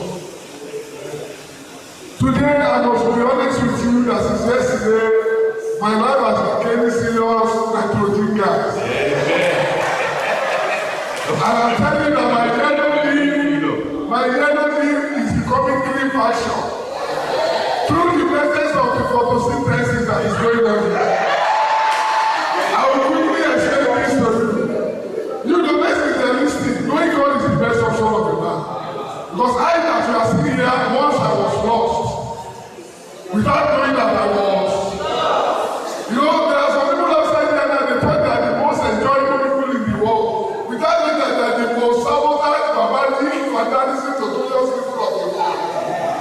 But when they are talking of marriage, I'm happy that God sees ahead of me. He noticed tomorrow before today, and he gave me fidelity guarantee insurance. You know, in the economy of what we call it, they say that they got fidelity guarantee comprehensive insurance. God knows that I'm a risk bearer, ignorant risk bearer. That by the time I'm going to know Jesus,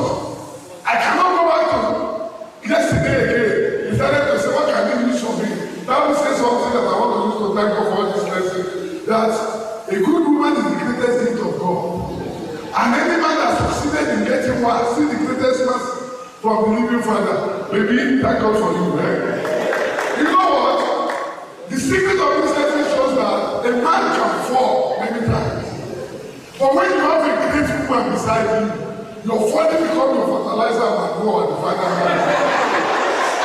Because when I listen to the gravity of equilibrium price, you know, they say demand is the quantity of goods and services that the consumers are ready to buy at a particular time within a specific period of time. But remember, if demand is not being supplied, you can't get equilibrium price. Only after equilibrium price you can give surplus budget testimony.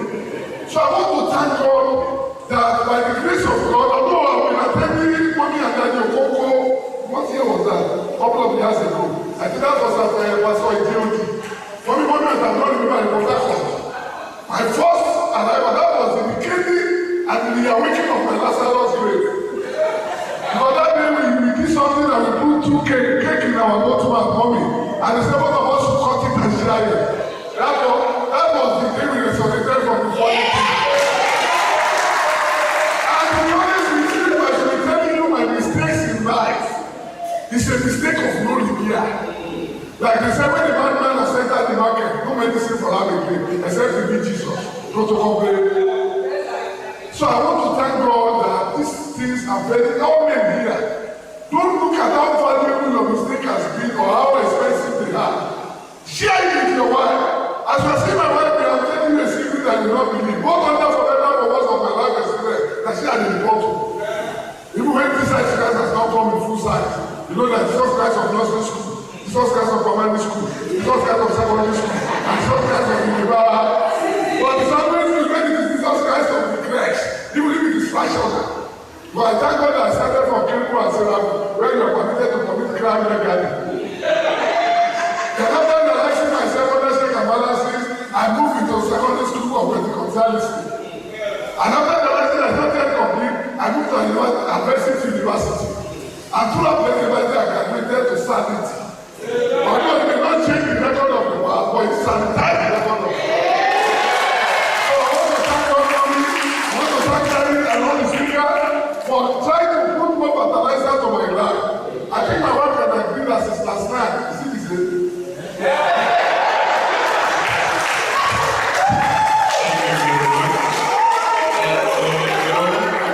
You know what? I just wonder why the questions were coming out. Why the questions were coming out? I sense that most of the questions addressed are questions related to singles. All our married men and women, they mellow down as if the thing was eating them, and they find it difficult to say, this is what I want to have, this is what I want to have. So I want to thank God for what God has done, and I want to sincerely appreciate everyone. Pastor Adeoti, you want to? I thought you were raising that. All right. So we want to appreciate everyone for listening and for jotting down at least those things to help us as we return back to our homes. And I pray that by the time we meet again, it will be full of testimony in the mighty name of Jesus. So we have time to go for should I call it brunch right now, and then we have just 1 hour to do that. Then we'll return back, and when we return back, we are back fully for today's program again. So please, the time is, we have just 1 hour for it. So by 11:30, we are returning back. What's the time now?